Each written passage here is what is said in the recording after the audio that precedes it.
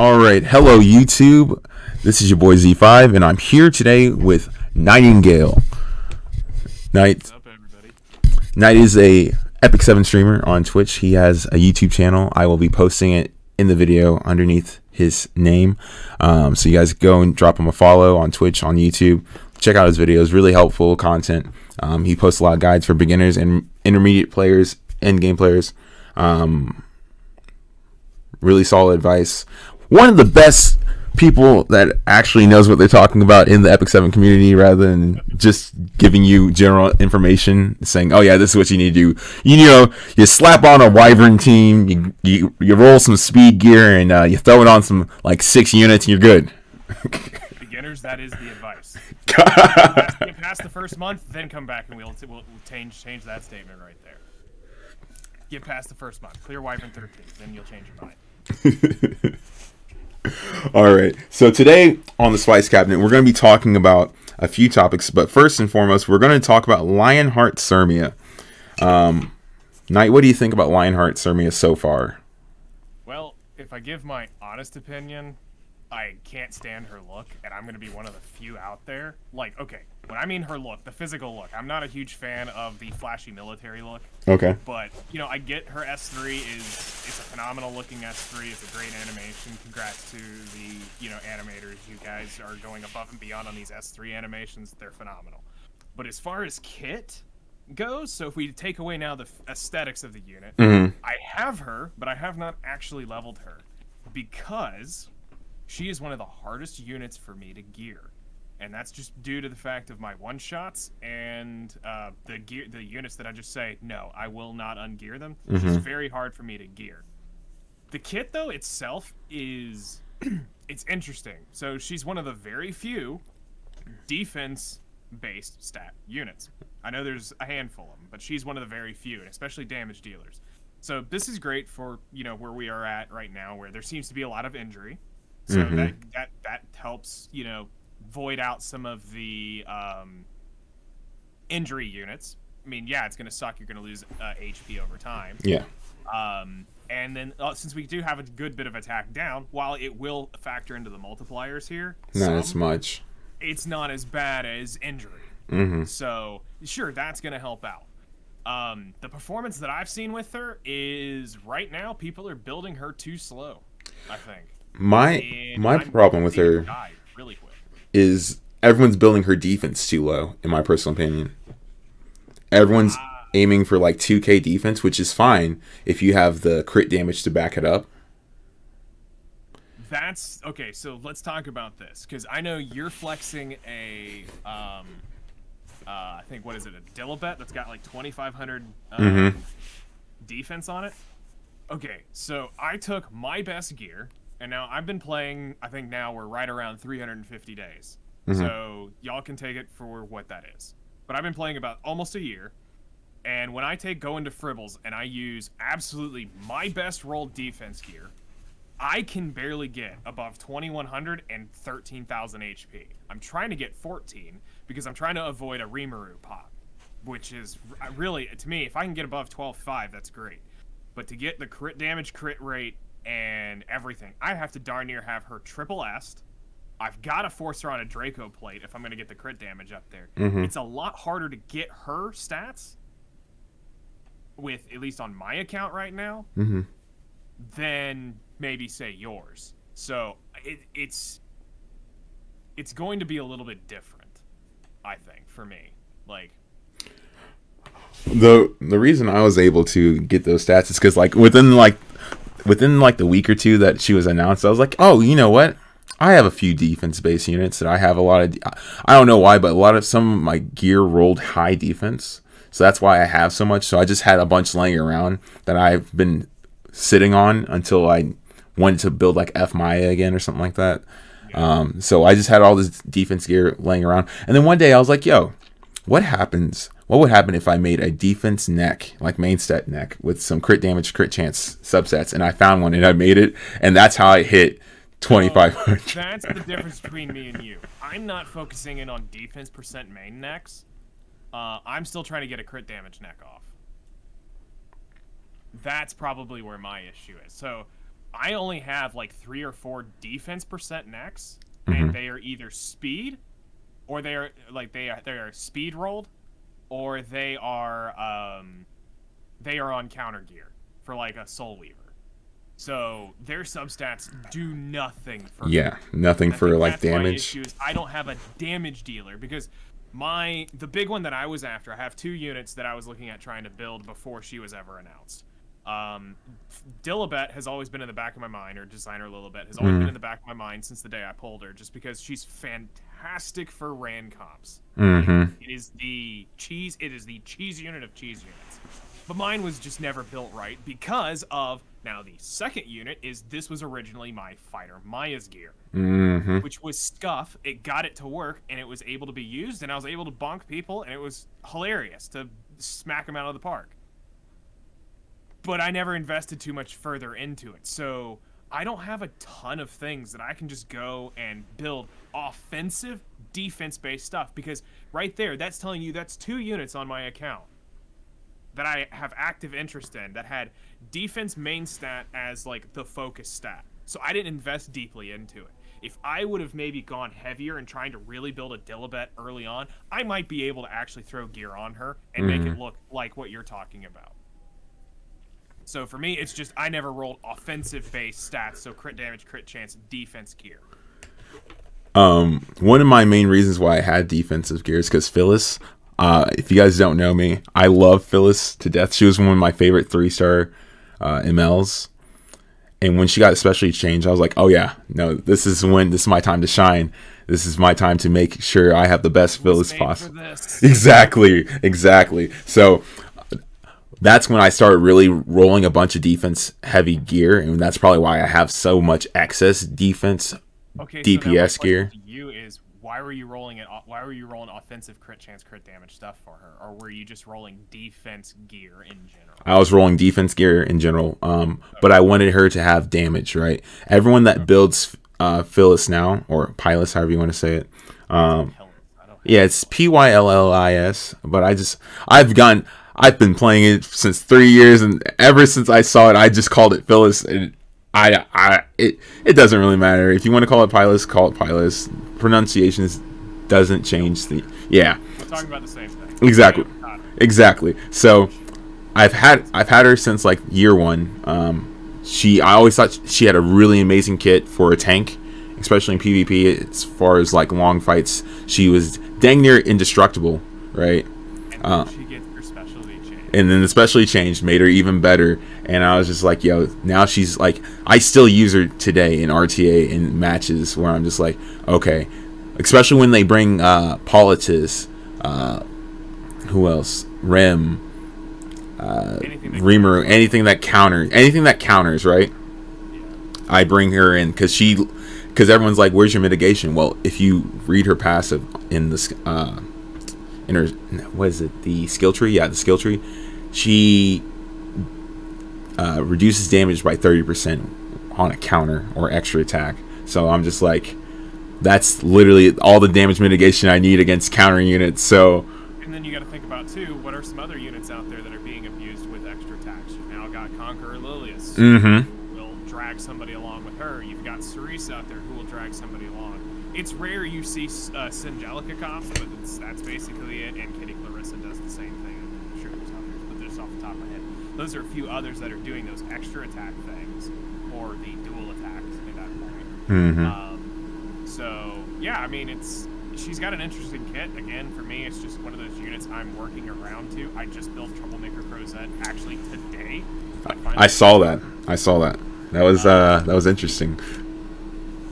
So he's now finally built, and I've got now another usable defensive tank, and yeah, so I'm excited for that. She's on my list to build, but it's gear at this point. And I'm trying to think of something creative for her. But as far as like Lionheart Sermia goes with where things are at, a couple things that are just like stand out to me is she's got Landy's S3, so she's got defense pen, AOE, S3, which is cool as crap. She can easily hit 100 ER like this because of her passive, which is kind of cool. So if you stack 50 ER, and for those of you who don't understand gearing, getting literally 50 ER on your random gear is actually quite easy to do. That's easy, so the buff gets it, and bang, there you go. And now her S1. People are out here trying to figure out the best bang for their buck on this S1. And I'm hearing a lot of different stuff on how to do this. So some people say it's wasted to pop Pen on her. No, it's not. I'm a person who will put Pen on Dragon Lolly. For those of you who don't know, Dragon Lolly is Lindsay. We always refer to her on my streams and videos as Dragon Lolly. So I would put Pen on her, even though her S3 will not take advantage of it. But guess what? Her S1 and her S2 definitely will. So in this case, I think Pen is still kind of an idea here because you're going to be building her to be damagey. So why not smack those few people around with it? Now it comes down to counter, speed, revenge, lifesteal. Heck, somebody was talking about it today in Discord about using Zahak's artifact for the crit damage buff. No, for the fact that it's going to give her the speed buff. She gives it the speed buff on the S1 though. Yes, but it's to get it on the S3 to make her cycle, or to pass first. There's something that they're getting where they're triggering the speed buff before. Oh, so she can take her turn faster because of the. And get back around, and basically it's just sustaining. Once you basically take that first lap, it's to get her going, and then her S1 will sustain her speed buff. Okay. So people are talking about that. Obviously, I think in the video that they demoed her off on the live stream, I think they demoed her on Portrait, which is pretty much every video they demo on Portrait, because they want you to see that big number. Yep. And just remember, guys, that there's a good chance those stats are heavily inflated on their gear. They're probably running 3,000 defense with perfect stuff, so that they will look good on paper. My one thing about her that I think is amazing is the defense pen on her S3. If Designer Lilibet had that on her kit, and that's one thing I want to kind of like try to petition for, right? Getting at least some kind of pin on her S3. I think that should be, they need defense-based damage units, right? Need some kind of pin, because you're not going to get defense up to 4 or 5k damage like you can with attack units, right? So I'm gonna go in the middle, and I think she may be able to do enough with just a pen set herself, because you got to think about her S3 in general. Her S3 is already kind of suppressive as it is, so it's a cleansing skill, and you're also rolling their skills back. You're giving her kit almost near an abyss level skill set at that point, which, yes, she's an ML, so technically you can justify the extra in her kit. But I think at that point you're going to go down a little too far. Where take somebody like Landy, who is a limited RGB. Okay, she ramps her damage, you know, so she's got some extra things in her kit that make her unique. That's not like, okay, well, this should belong to an ML5. She can justifiably hold all of what's in her kit. And then now, if you go to Lionheart Sermia, her S3, I want to make sure I read it off of the Awakened version, is she attacks all enemies with a sword storm before granting an extra turn to the caster, penetrates the target's defense by 50%, damage dealt increased proportional to the caster's defense. Now, you gotta think, with that extra turn, she's now not only allowed to S3, she's now can probably finish off a squish unit if it didn't die with her S1, because if you built her on pen, goodbye. It should not. But now here's gonna be the issue, and I think the toss-up with Sermia. How fast is she, and what happens next by the time she cycles back around to use her S1 again? What now? What happens after she takes this turn? Is it devastating enough to cripple the enemy? Do you have enough stats on her to sustain? Does Rimuru come around and steal these buffs and pop her like a cherry? Because like I said, the ones that I'm building, I'm barely pushing 13k. So that's getting very close to Rimuru's one-shot. Like that sweet spot there. Because it's literally chip damage, and then Rimuru just needs to do enough, and then the 10k and she's going.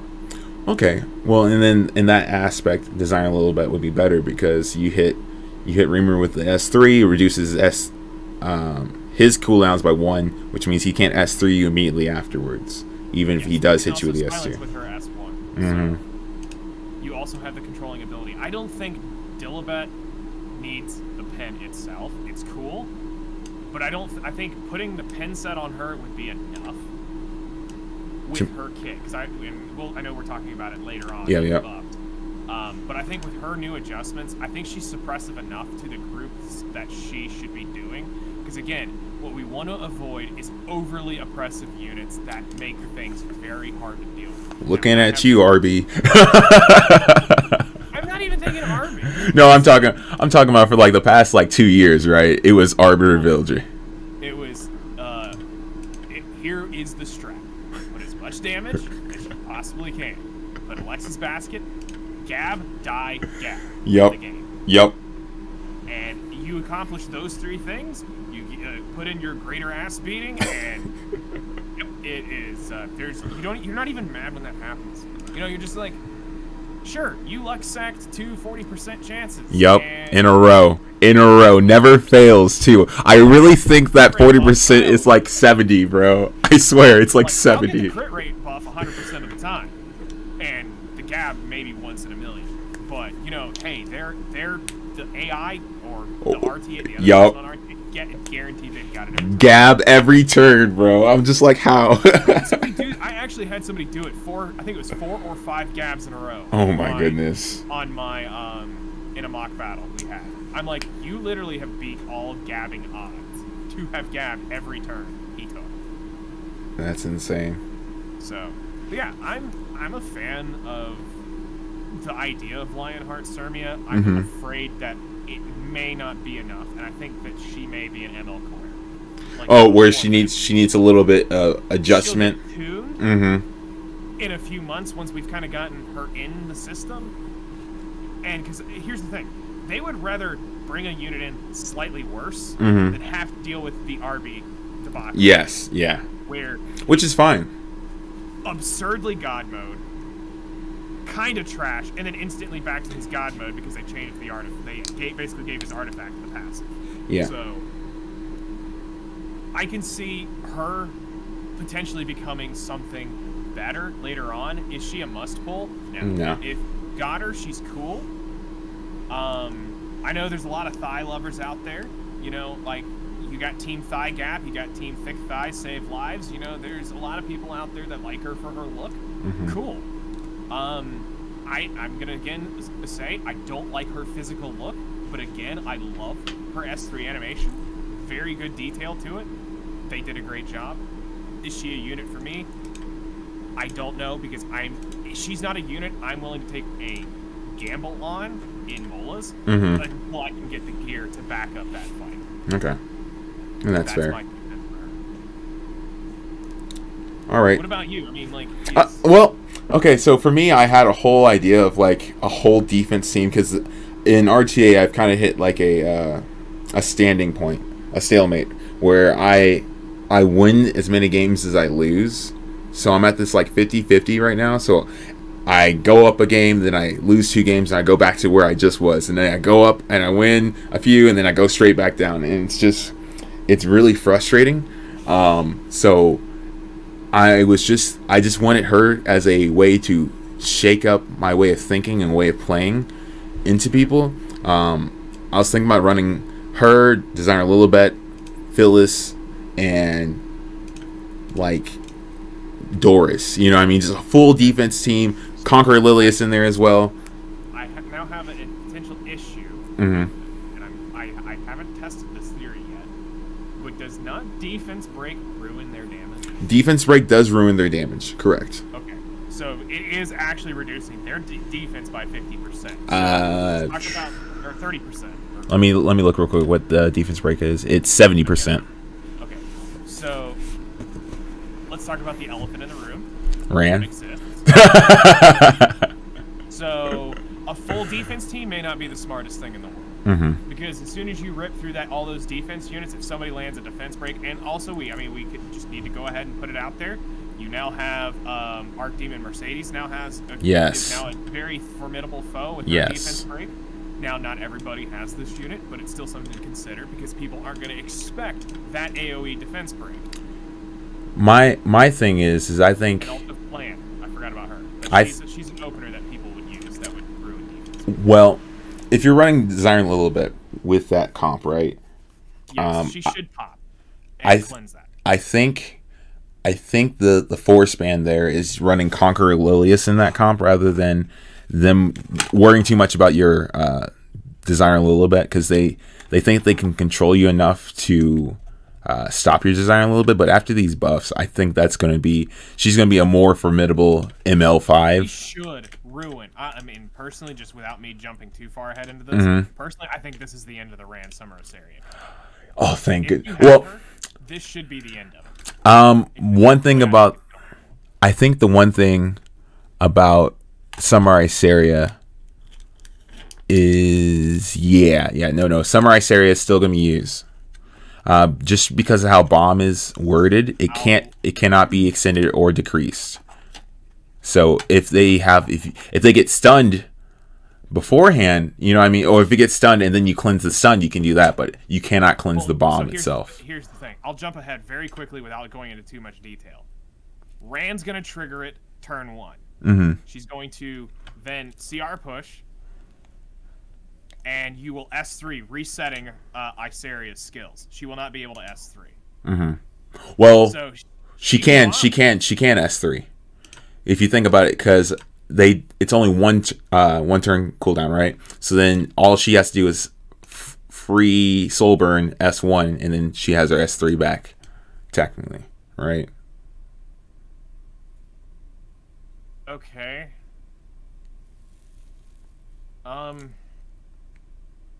But then she should be able to cleanse the other debuffs off. Yeah, well, because of Design a little bit's passive, she herself will not have the bomb. But if, let's say, it landed on any of your other units, her S3 will not cleanse bomb off anyone else. If they changed it to, instead of saying decrease debuff duration of all allies by 2 turns, right? I'm double checking bomb, by the way. Like, I'm 100%, I believe you 100%, but I'm looking it up real quick just because for some reason, let's see, at the end of the duration, the target receives damage proportional to the caster's attack. Debuff duration cannot be extended or decreased. Okay, yeah. Yep. So bomb gets through D little bit's cleanse, and so that just means.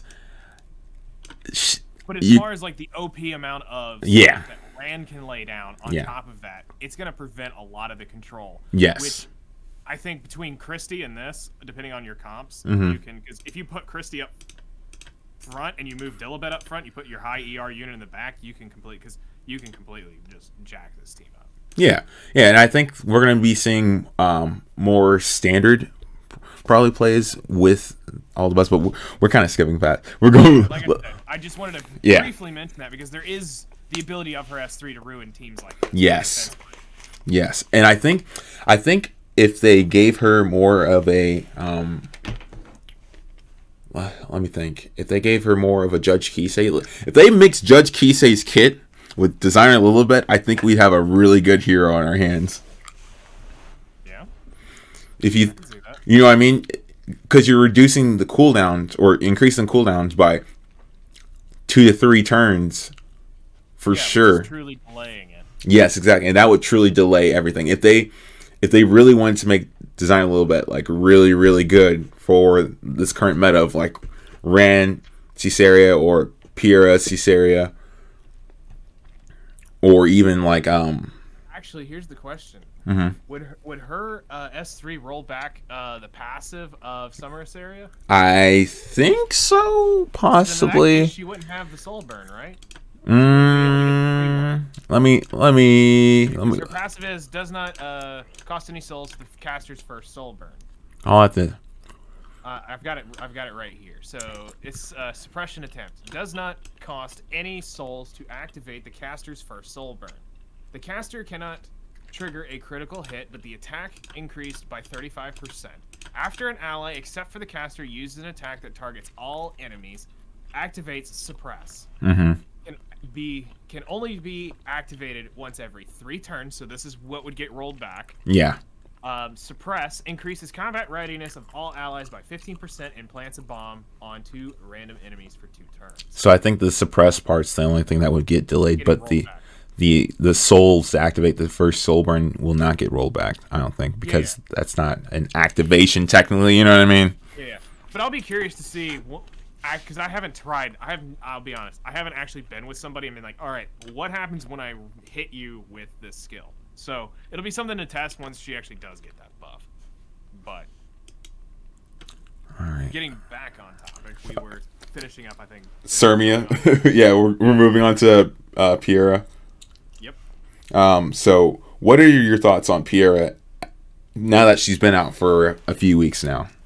I have extremely limited use with her. I do have her built. She's now my fastest geared opener right now.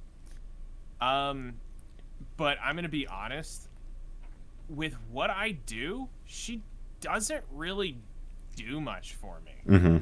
Like, I've been able to meme with her, and I've used her in a couple of Guild War fights, and really what I'm using her for is either A, getting the attack buff first, or B, I'm trying to make them unbuffable for whatever reason. If it's somebody that's not like Conqueror, or somebody that's not going to cleanse the buffs before, I'm probably using it for that. But other than that, it's been mock battles. And I'm a person who will bring a real mitigation tank in versus this assassin. The other thing I'm afraid of is Rimuru stealing that escort buff. Well, that could be awful. I think Rimuru stealing escort buff would make it kind of pointless because everyone's gonna have it, so damage share really wouldn't matter because everyone would be damage sharing with everyone. But it's not a buff you just want to hand over. No. Especially if it's like 2 or 3, it's like that's like the last thing on earth. And that's one of my thought processes when I play. It's like when I go into a Rimuru team, I go in with as minimal buffs as possible, and I just bank him real quick, and he's gone. Well, I think the one good thing about her is that she attacks first and then buffs, rather than how Ran is, he buffs and then attacks, right? True. So you can get around Rimuru comps because of that. Because my typical comp with Pierre is Pierre. I've been running Seaside Asteria because I've been trying to meme with Spez. And then I'll put like... I've been seeing people try to do that, do the Spez comp where you got him stunned and then just obliterate somebody. Exactly. And I've been running Sid to get this, speed imprint. Plus, he's one of my good speed damage dealers. So what I've been doing when I run into Rimarus is that they're typically really slow, and if they're not too tanky, with the attack buff and a Soulburn S3 from Sid, I can kill Rimuru. Okay. And if I kill Rimuru, then I don't have to worry about him stealing any buffs from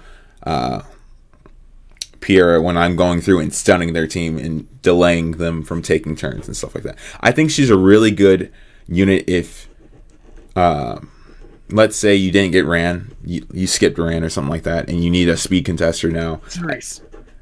I mean, Cerise is a great idea, right? But yep.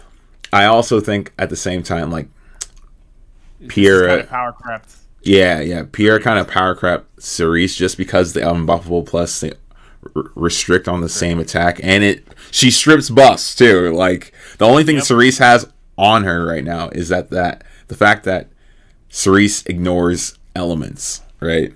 And Cerise will bring in an ally to attack on her. Yep, with the S1. So. But they're two different units. I mean, you wouldn't want to give this the ability to do that and be tanky and go to stealth. Oh and, my goodness, I mean, again, you're getting into abyss level passives. You need to not go that far. I think this is as far as power creep needs to go in passives and stuff. Like this level of complexity is about as far as we want to go. And I think what's even the most insane thing about Pierre, right, is her fucking shield, bro. That barrier, that fucking barrier, being able to have a 10k barrier regardless of her health, regardless of if she's been injured, of anything else. She always has like a 10k plus barrier. That barrier does be thick, I'm not gonna lie, but it can be stripped. I know it can be stripped. It can be stripped, yes. I've had a few situations where like Ran went after my Pierre and just like absolutely stripped that and left her with the escort buff, and I was just like, oh no. Yeah, see, I'm a huge fan of Dragon Lolly into like heavy buff comps. Like, if they're gonna have a bunch of, if they're gonna bring in a bunch of buffs, my symbol of unity Dragon Lolly comes in and says hi, and typically it doesn't end well for their buffs. Yeah, I mean, but so let's talk about that real quick. You are drafting a unit that not a lot of people are drafting because they feel like she has fallen off the meta, where in your opinion she's still a very strong pick into these buff heavy teams, which is what we're seeing a lot, right? One of the best out there. I mean, the best. You literally, it's, to get off topic but on topic with this is let's talk about Pierre, whatever you want to call her. Alencia is a grass unit. This is a ice unit. Now, I'm pretty sure in the beginning of the game, it talks about in the tutorial that grass is type advantage to water. It's like Pokemon, man. Or any gacha game, there is the Trinity, and then you have the two light dark units. Okay, so here we go. Dragon Lolly's S3 strips. AoE damage. You can one-shot sometimes really squishy damage units. I can't tell you how many times I do this with RB, and my butthole tightens up a little too much. because he comes back and gabs. Yeah, that. But it's either I'm going to leave RB on a hair of health, or in the case of, like, her, I'm going to probably half health her. And I've given myself defense buff and her special passive. So Mind's Eye. Now, the best part about this is Mind's Eye. With her exclusive equipment now, it's literally a free extra attack skill. And it absolutely ruins people's day. So if you can get her after her escort buff, or after her stealth buff, she's going to defense break you, because that's her off of her S1, and then her passive, which is the extra attack, is going to wreck units. So to me, I think she is probably one of the best. If you can get her tanky enough. What's tanky enough? Let's talk stats real quick. So there is my level of tanky, and then there's like legend player. So I know a legend player who's got my stats, but with 1600 defense. So mine is roughly around 200-ish speed. I've got 26,000 HP on her. Jesus. Yes. Actually, I will read you most of the stat lines. I know she's got 100% crit rate. I've got the extra 20% Mind's Eye activation. I run her on Symbol of Unity just for the fact that I can hit Violets. Like, she's one of my go-to Violet units. Why? Because the, attack buff he gets and Symbol of Unity. Easy. I've ruined many Violets with this. So, yeah, I'm 26,100 HP. 100% crit chance and 240 crit damage with 20 effectiveness. Now, it's not the greatest in the world. Like I said, he's got mine, but better. He's got 1,500 defense, 1,600 defense with my 26,000. But she's also triple S. But I think this is probably one of the more underrated units for all these buff-heavy comps that are coming out, and specifically this Pierre, whatever her name is. I wish all of them said their name somewhere in one of their voice lines, which would make life so much easier. Yeah, that would make life way easier. Just like everybody calls her Karen, it's Kuran. She says that in her thing when you summon her. So in this case, I think this is a great counter unit to like something like Pyro, whatever. I think she's a cool unit overall. I like what she's able to do with her kit. The stun has been kind of fun if you can land it. But my issue, again, is I had to pick between making her tanky, getting the speed, and the effectiveness. Because I don't grind Wyvern a lot. Like, chat had lost their mind when they figured out that I haven't actually done a single, like, full-on Wyvern hunt since July. Like, I'll go into Wyvern to go fix, like, a random, like, to go grab, like, Reforged Mats to finish off a Reforge. Yeah. But as far as actually sitting down to grind Wyvern for speed gear, I have not done since probably the end of July. Everything else has been Banshee, Asmonak, or Orcades, or Golem. And I don't have all my gear, what you see basically speed gear on my account was from my first 6 months of play. That's really it. I haven't, or random world boss gear. I don't go grind Wyvern to the nth degree of everything. Yeah. So if I did, now see, I like your tech. Yours is brilliant. Yours is what I wanted to do. But I've just started doing Katie's 13, so, and my one shot is, it works, it's fairly successful. I think the last time I calculated, it's 79.3% successful, which for the grand scheme of things, for those of you who don't know, for a double kill boss that you have to actually kill 2 bosses. Yeah, it's really annoying. It's a very high success rate for that. That's why I've actually opted out of doing a one-shot team. And going with my 3-minute runs, because I know for a fact that I can get out of 40 runs, right? I fail 1, maybe fail 1. But here's the thing: I was doing the math on it. Mm-hmm. Me failing those runs is still faster than you grinding, guaranteed out.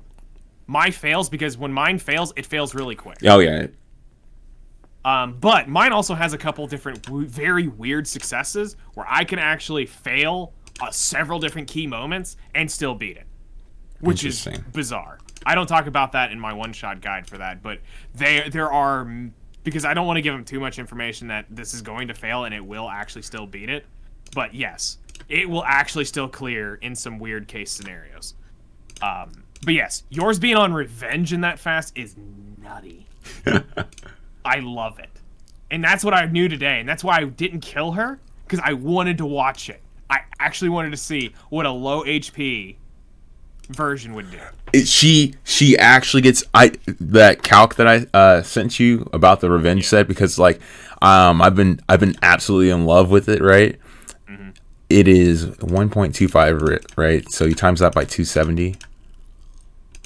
It's 337.5 speed at half health. Yeah, that's nuts. And then you add the Alabastron speed buff on top of that, which is another 30%. Yep. So you take, what was that? 30 divided by 100 plus 1 times. Wait, we got 337.5. That changes that from, I think, 337 to 438, if I did my math correctly. I could be wrong. Rough math in my head says you're about in that right ballpark. If that is done correct, if it's done in that way that it's set up, then yes. If that's how the speed buff is, the speed buff is off of total speed versus like. I thought it was off the actual base speed, so not what the set's added to it. So you could still be running around the high 300s. Yeah, which is still stupid. Like 370 or something like that, rather than. So with everything, she can get lightning fast. Yes, and that's a half health though, right? We're only talking half health. If she gets anything like 30% health remaining, or like even 10% health remaining, because she can get that low with the escort buff plus her barrier and everything. Not get popped. Exactly. Yeah. So that's what's really cool about your revenge set on an opener like that. That's what I've got an idea, and it's horrible, and I can't believe I'm going to put this out here in the open, but. Just think about this, guys. Sinful Angelica. Oh, yeah. On revenge. Yes. Yes. A unit that is meant to go to her immortality buff. Yes. On revenge. And have a crap ton of effect res so you can't strip it. Yep, effect res and speed. I was looking at it, and I think the best you probably are going to be able to do is probably like 250, 260, and still hit the over 200 ER. Oh my god. I so want that to be a thing.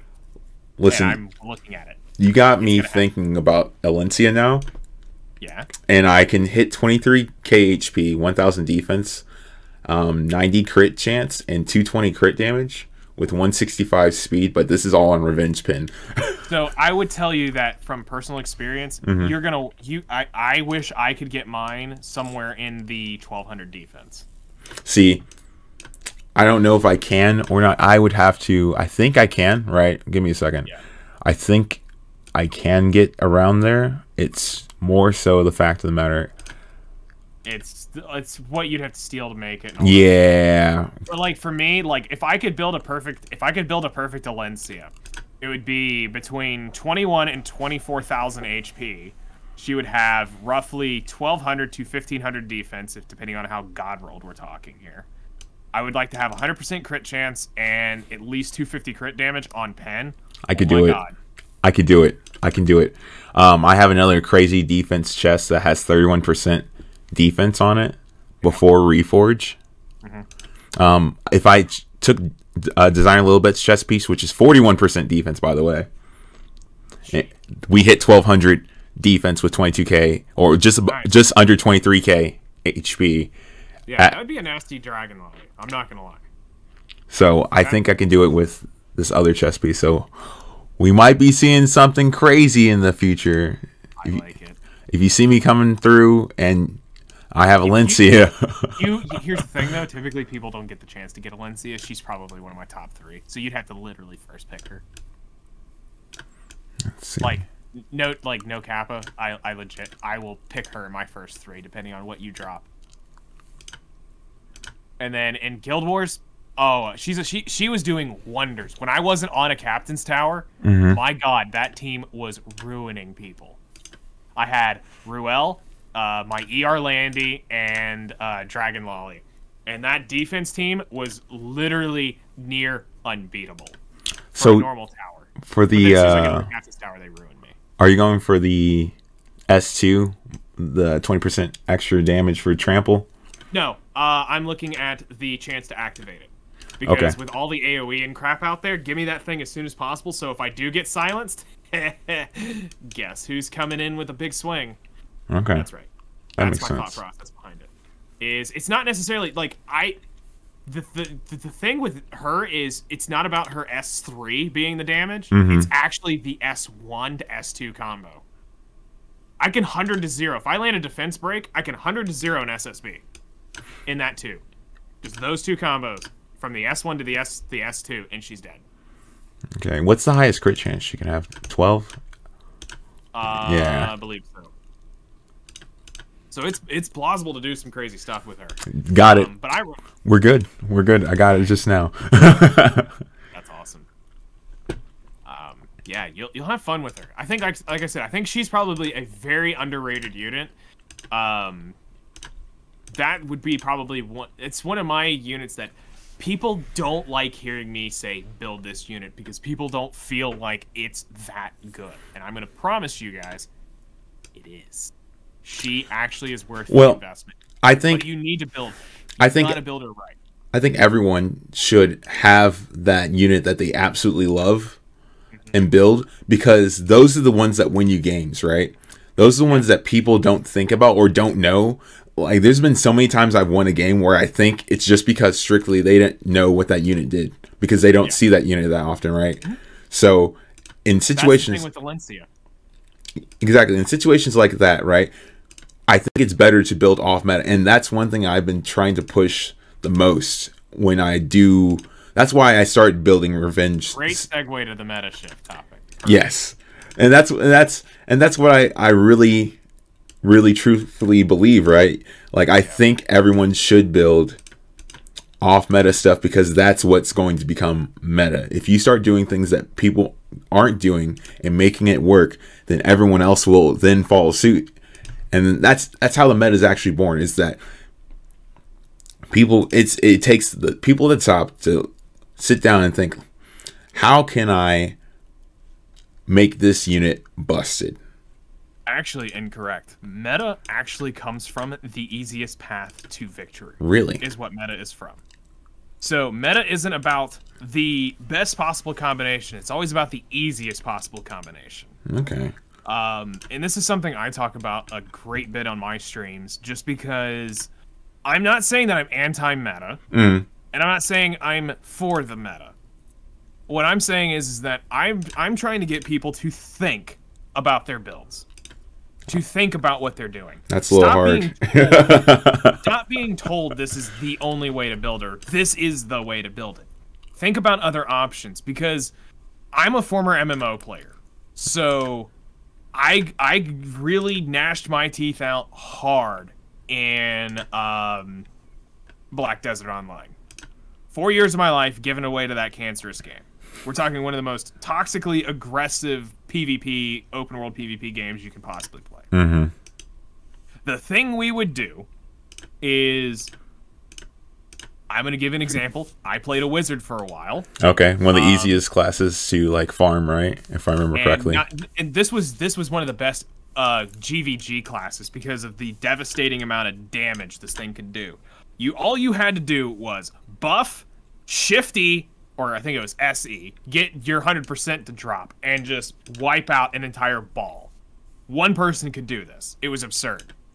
So wizards were very, very popular for ball fights. And for those of you who don't know what a ball fight is, it's where everybody's on top of everybody, and their AoE's big enough in their skills to literally wipe that entire group. And then you have all the other chip damage coming in from other things. So here's an example. Wizards were kind of king for a while, and then all of a sudden comes along Mystic. And here's a unit on paper look like absolute garbage. The Koreans ignored this unit for a bit, and then all of a sudden, out of nowhere, you start seeing videos coming up talking about this unkillable unit, and you're going, what are you talking about? And sure enough, the Mystics started having, just absurd stats, and it was an insanely tanky thing, which ruined Dark Knights and Wizards horribly. Well, here's how you break meta. So everybody starts rolling to Mystics, and they start bringing these things into all the fights. Mm-hmm. You tick off one guy in a grind spot, he's bringing two buddies, and one of them's probably a Stroker, one of them's a Mystic. So you've enticed toxicity. Now, I got to the point where I could 3v1 3 Mystics. Why? Because I fought them day in, day out. I got my friends to come into the battle arena, and we learned their kits. I learned where to use my forward guards, my super armors, and I learned all the small stuff about the meta. And I was able to 3v1 what was supposed to be an impossible class to 1v1. Mm-hmm. I could take 3 of them on. So applying this to Epic 7, when people talk about meta, meta is just learning how to outsmart your opponent in beating it. Meta in our game here is about just the easiest path to victory.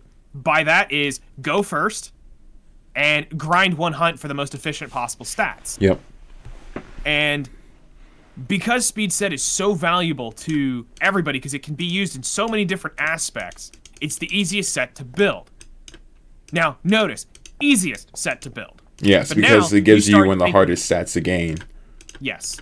Now, if you start learning about other mechanics and the way kits work, the way unit synergies work, the way buffs work, the skill sets themselves, the way the sets work, you start applying all these other different aspects, you can actually go in and start beating the meta with non-meta units or non-meta builds, same unit. And also, here's the other aspect. Surprise. Let's take, and I'm going to pick on one unit everybody hates me picking on. This one is the one that will trigger, I kid you not, you're probably about to have somebody dislike this podcast right now. Is Rim is trash. Not Rimuru, Rim from ReZero Collab. Okay. This has been my spicy take since day one, and it wasn't the reason I pulled her. It's the only reason I didn't physically pull for the ReZero collab units is at the time I was like 140 molas deep in units I had to build or was working on, and I did the math that basically by the time I would have the molas completed, they would be basically coming up for a rerun. Okay. So my thought was, I'll skip them. If they rerun them, great. If not, no sweat off my back. They aren't that important for how I was playing and how I was doing.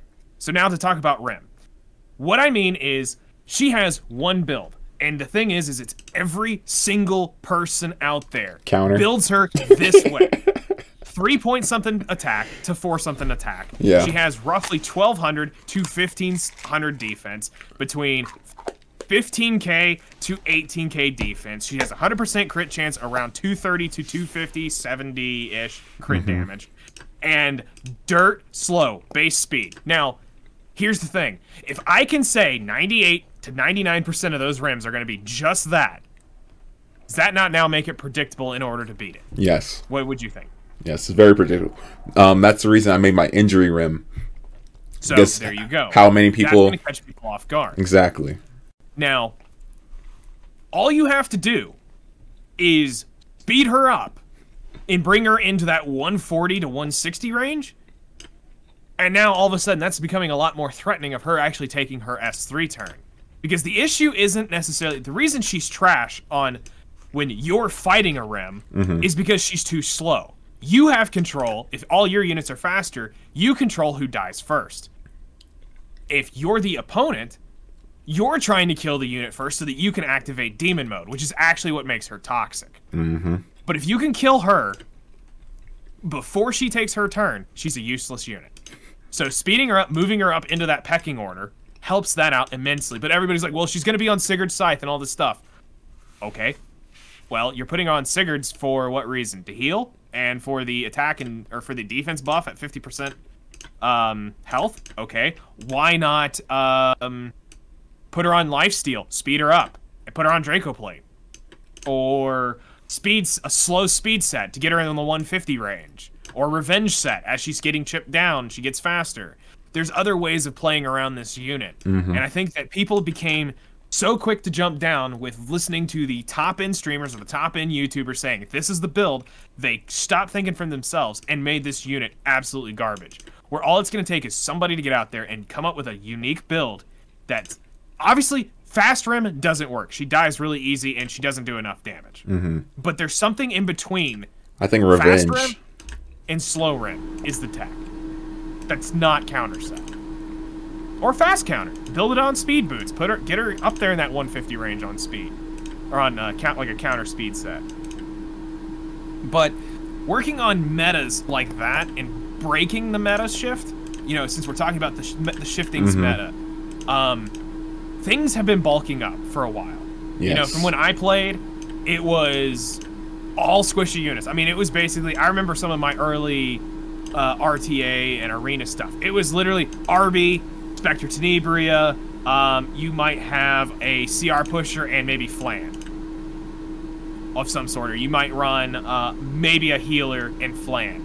And it was all this super light, easy squish stuff. And then all of a sudden, things started bulking up.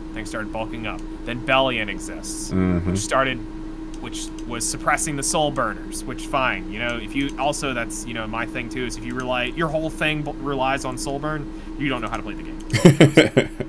If you can only figure out how to play the game with souls, yeah, that might be what's fun to you, but it also shows your lack of creativity and the lack of being able to come up with another strategy for that one specific fight. Sure, it might be something you face a good bit, because, again, she's a cool unit, she's got an interesting kit, but I'm not sitting there going, oh my god, this is the worst unit in the world. Okay, I'm just going to bring in units that, you know, don't need souls.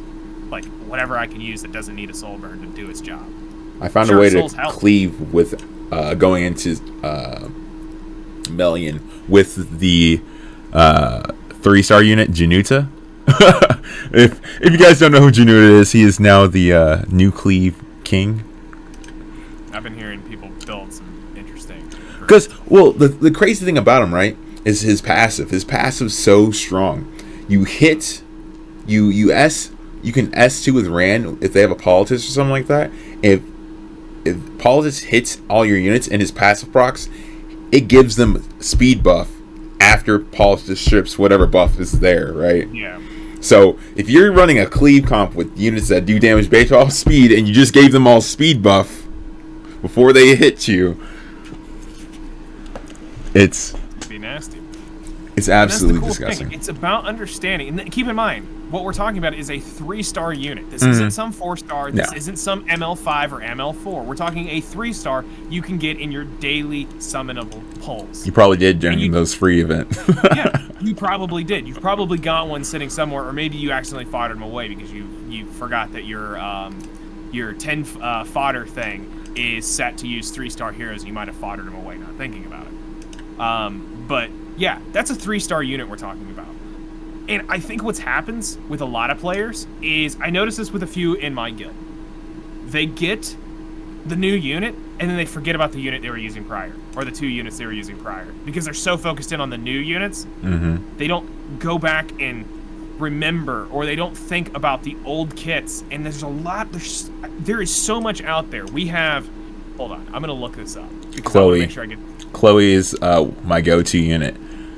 we have, right here it says, in the Hero Journal as of today, which is February 5th, 2022, we have 245 heroes in the game. So you're telling me, out of 245 heroes, only about 8 of these things are usable? No. There are way more in some of these kits. You're just gonna have to learn how to use them, how to build synergies around them, and make stuff like this happen. There's so much sitting in here that's just waiting to be tapped. Now, sure, you can say, but XYZ said this, or this guy said this, or this guy said it no longer works. Well, it may no longer work with that mentality of whatever they were trying to do. There's so many variables here that it's so hard to test, and this is what I spend my streams doing and really working on right now, is thinking about the metas, thinking about how people build, thinking about all the scenarios and what's working and what doesn't work, and building comps to catch people off guard, because if you get the surprise factor, you've probably already won 50% of the fight. The second thing is making people feel like they're in control when they're not. You are actually giving them the false impression that they are in control, and trying to come up with some of the unique ways of using units that people aren't expecting. So, Januta is a great example of just that, because people that may not know, they're going to see that, they're going to easily let that through, because let's be real, what are you more likely to ban? If you see a Cerise, you know, a AOL or Arby, you're probably banning one of those. Are you going to ban Januta? No. No. I usually get them through every you're time. You're going to laugh because you're going to go, who's the furry lion dude? Yep. Click. Yeah, no, I'm more worried about AOL. No, you should probably, if you're cleaving, you probably should have banned him. But yeah, for the people who know, and for the people who don't know, it's literally what happens. How I would do, okay, so let's give an example. Someone picks Bellion, right? And you're like, how do I cleave this? My team would instantly be for you right now is Pavel, Ran, Januta, Kerouic, and Sid. That's your draft, right? There's no souls. They might ban, they're gonna let Kerouic through because no souls, right? But let's say that Kerouic has Portrait on instead. They ban like Ran or something like that, or they ban Pavel. It doesn't matter who they ban because they're not banning Januta. If they leave Januta in there and Sid's still there and he gets a speed buff, Sid now becomes a monster because he needs speed buff to make his kit work. He ignores elemental disadvantage with speed on his S3. His S3 hits like a truck. Yeah. We're talking green Sid or A? Green Sid. Just green Sid. Yeah. That's because I was gonna say I know A Sid's a little different. Yeah. But I wanted to make sure you were talking green. Well, A Sid also hits like a truck, but yes, he does. It's nasty.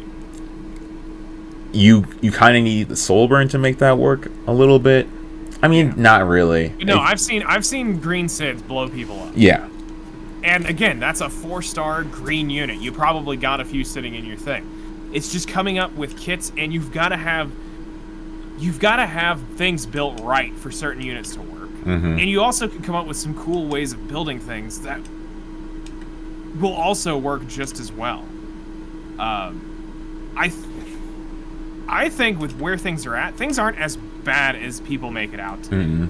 Sure, it's annoying that everybody first picks Rimuru, but why are people first picking Rimuru? Because he's so he can be drafted into everything basically. Well, okay, let's actually talk specifics here. Why is he actually being drafted? I think the biggest reason is because it's the free 10k damage on his kit.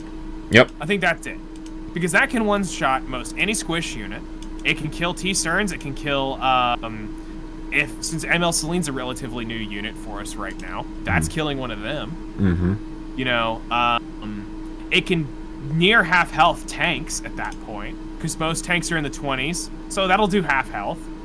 The stealing buffs thing is kind of, you know, cheeky. It's not probably why, but I mean, it's one of the reasons why. Mm-hmm. But, okay, we take those two things away. You're telling me out of your whole kit, that's your win condition, is Reamer. No, you can come up with so many other units that probably could do easy win conditions if you put the same time and thought process into them. But yeah, that's why I think Reamer is being drafted a lot, and is typically one of the first picks, is because he's toxic in that aspect of the 10k damage, and people just don't want that used against them. So it's like, I would rather pick it because they see other things as being banned. I mean, what about you? Whenever I pick Reamer, it's typically as I pick him into comps that have a lot of buffs, right? Because that just makes the most sense, right? So now, let me ask you this, because you just specifically said comps that have lots of buffs. Why not Landy? Well, I do pick Landy. It just depends. I have Landy built as well as Reamer. More so, the fact of the matter is that, let's say it's Ran. Okay. I'll pick Reamer over a Landy, just strictly because I can steal the immunity buff from their team and the attack buff and put it on my team. I don't have to then run immunity. If they're running Conqueror Lilius or something like that, then that's more of a, you could probably draft a Landy into that. I would definitely try to maybe run what's her name, someone that can push, or like a Diane or something, you know what I mean, something that can protect your Landy from getting stomped on by a Milim. Well, yeah, I mean, that's the other thing, is you have Malim existing, which is ruined Guiding Light. Yeah, if you can't, the best way to pick Landy now is as a last pick, right? Like, you've gone through your entire pick list, and Landy's your last pick, and then you're forcing them to ban something like Conqueror Lilius or something like that instead. Then Landy then becomes free real estate, because she can then use Guiding Light and essentially just stomp on their team. They can't do anything about it. I personally hate the Guiding Light build. I think it's the worst version of her. This is just me. I'm an ER Landy user. Okay. So my Landy is a speed ER Landy. So my Landy's around, I think, 200 speed. She's got around 3-something-K attack. She's like got 100 crit rate and like 250 crit damage on a Bloodstone. Okay. But she's also got the bulk.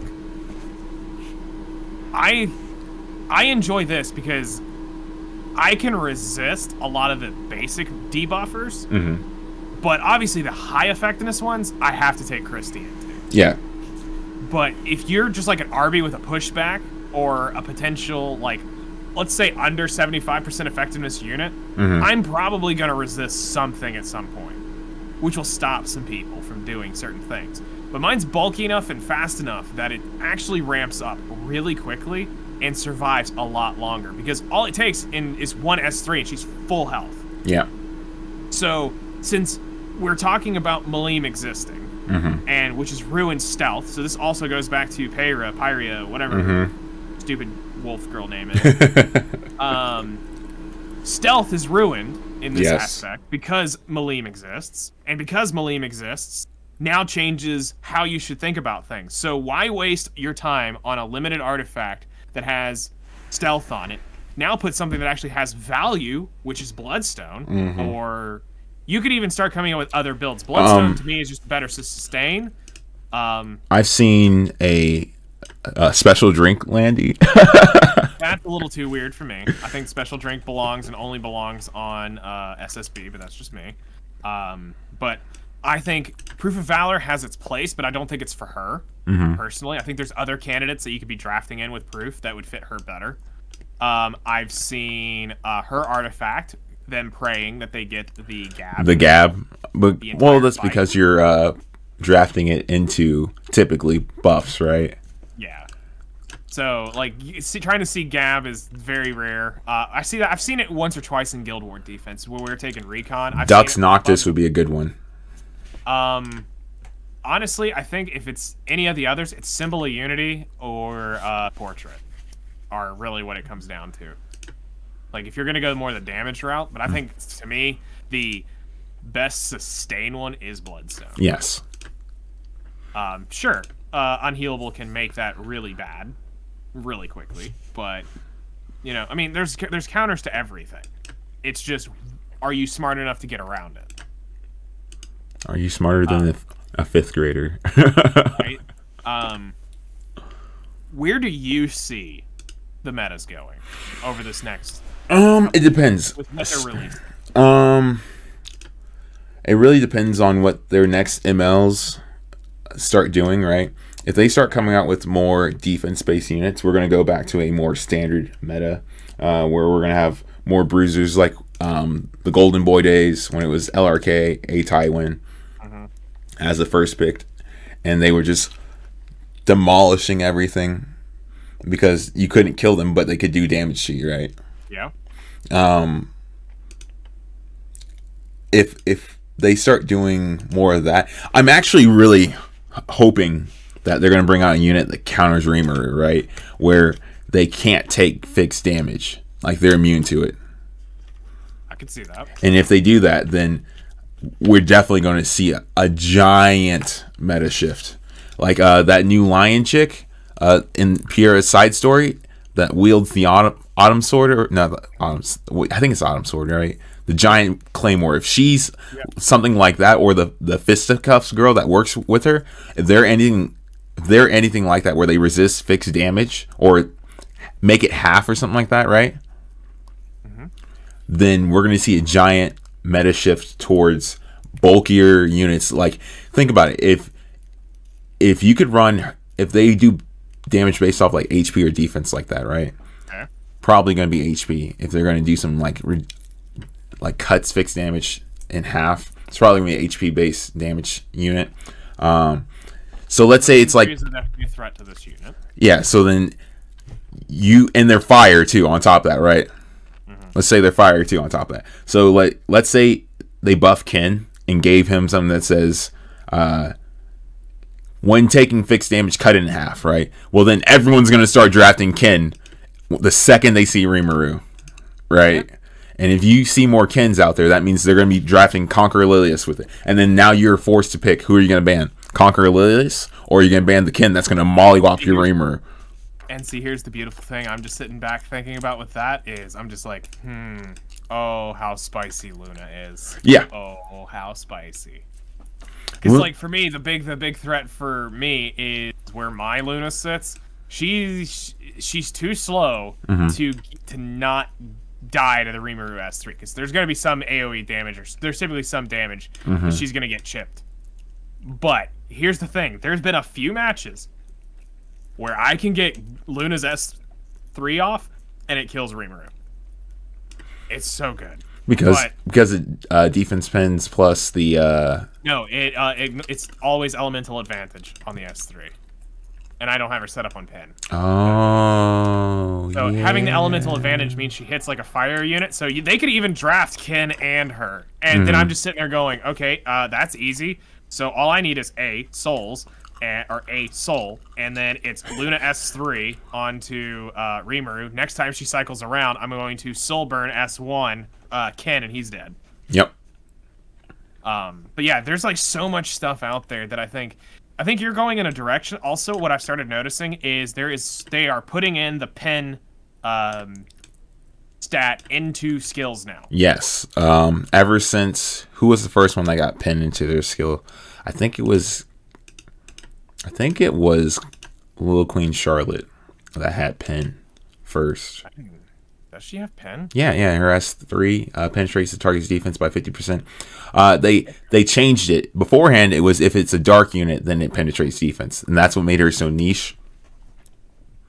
Yeah. And then Riley came out. It says when the dark hold on. No, it does. It penetrates the target's defense by 50%, and when the target is a dark hero, it increases damage dealt, inflicts additional damage proportional to the caster's attack. Yeah. All enemies except for the target. That was a buff. Is that it changed from being only pen got dark units were the only ones she could penetrate the defense by, but now she can penetrate defense by everyone. But Rylot, I think, was the big game changer when he came out. His S3 had pen in it, 50% pen, and just mollywopped through the Golden Boys phase. Because you know what I'm waiting for?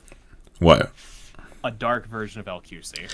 Listen, man, I was thinking the exact same thing. I was like, all I really need is a dark LQC. I'll be A-okay. Where I can go and smack Bellion. A lot of the recent MLs have been new ones, have been light units. Mm-hmm. And it's like, okay, why does LQC exist, but we don't have a dark LQC? We're gonna get one. Well, I thought that's what they were trying to do with straws. You know what I mean? Because I thought that's what this Sermia was gonna be when I first heard that she was coming. I was like, this could be the chance. But then I was like, no, the way her kits, or the way her initial look was, as soon as I revealed her, I was like, no. Light unit. Yeah. I'm really hoping that they come out with something spicy. Maybe MLK Ron, right? MLK Ron might be the dark pen unit that we're looking for, right? Dark Warrior. There needs to be something there needs to be a dark unit out there that does LQC's job to light units. Mm-hmm. Because there needs to be some because right now, if you go full dark draft, your must ban unit, no matter what you have on that LQC. team, is LQC. You cannot let that through, or else you are going to explode. But if you draft all light units, what are you afraid of? The best you can do is like a Ravi. Yeah. Like, probably at best, it's a Ravi. Well, even then, right? If they draft LQC in that all light team, right? You're banning that LQC and leaving the rest of them alone. So that's Conqueror Lilius. If you had Conqueror Lilius, Little Queen Charlotte, let's say the new Sermia, Bellion, throw in AOL. The draft now. No, the new one, ML Celine. Oh yeah. I mean, that can absolutely 100-0 an A Ravi now. Yep. If the Dust Devil procs, that can so ruin an A Ravi. I had it happen. So, I think with the meta going forward, they're gonna have to come up with injury healing.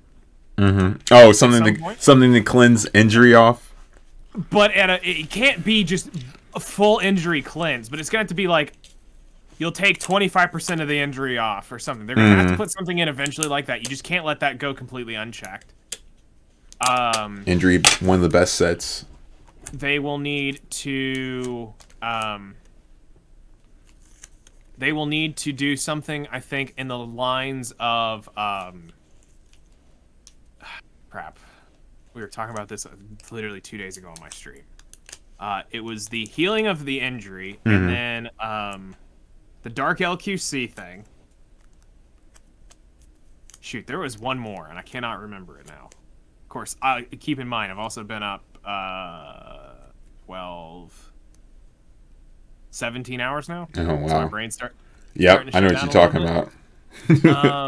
But there was one other thing that I was thinking of, and it may come to me before this is over with, but if not, just those two things I think would be great for the meta. Oh, Stenny, we were talking about this earlier. Oh. Is the stealth versus the targeting ability. Stealth is now dead, so they may have to eventually do something more. They may start doing things more like Stenny. Where it says you must target other units before targeting this unit. Yes, because Malim existing has ruined all stealth. Yeah. All stealth. And actually, I'm thinking they're going to release another. So one thing that I've noticed is that for every limited unit they come out with, they have some kind of non-limited counterpart that can kind of do the same thing.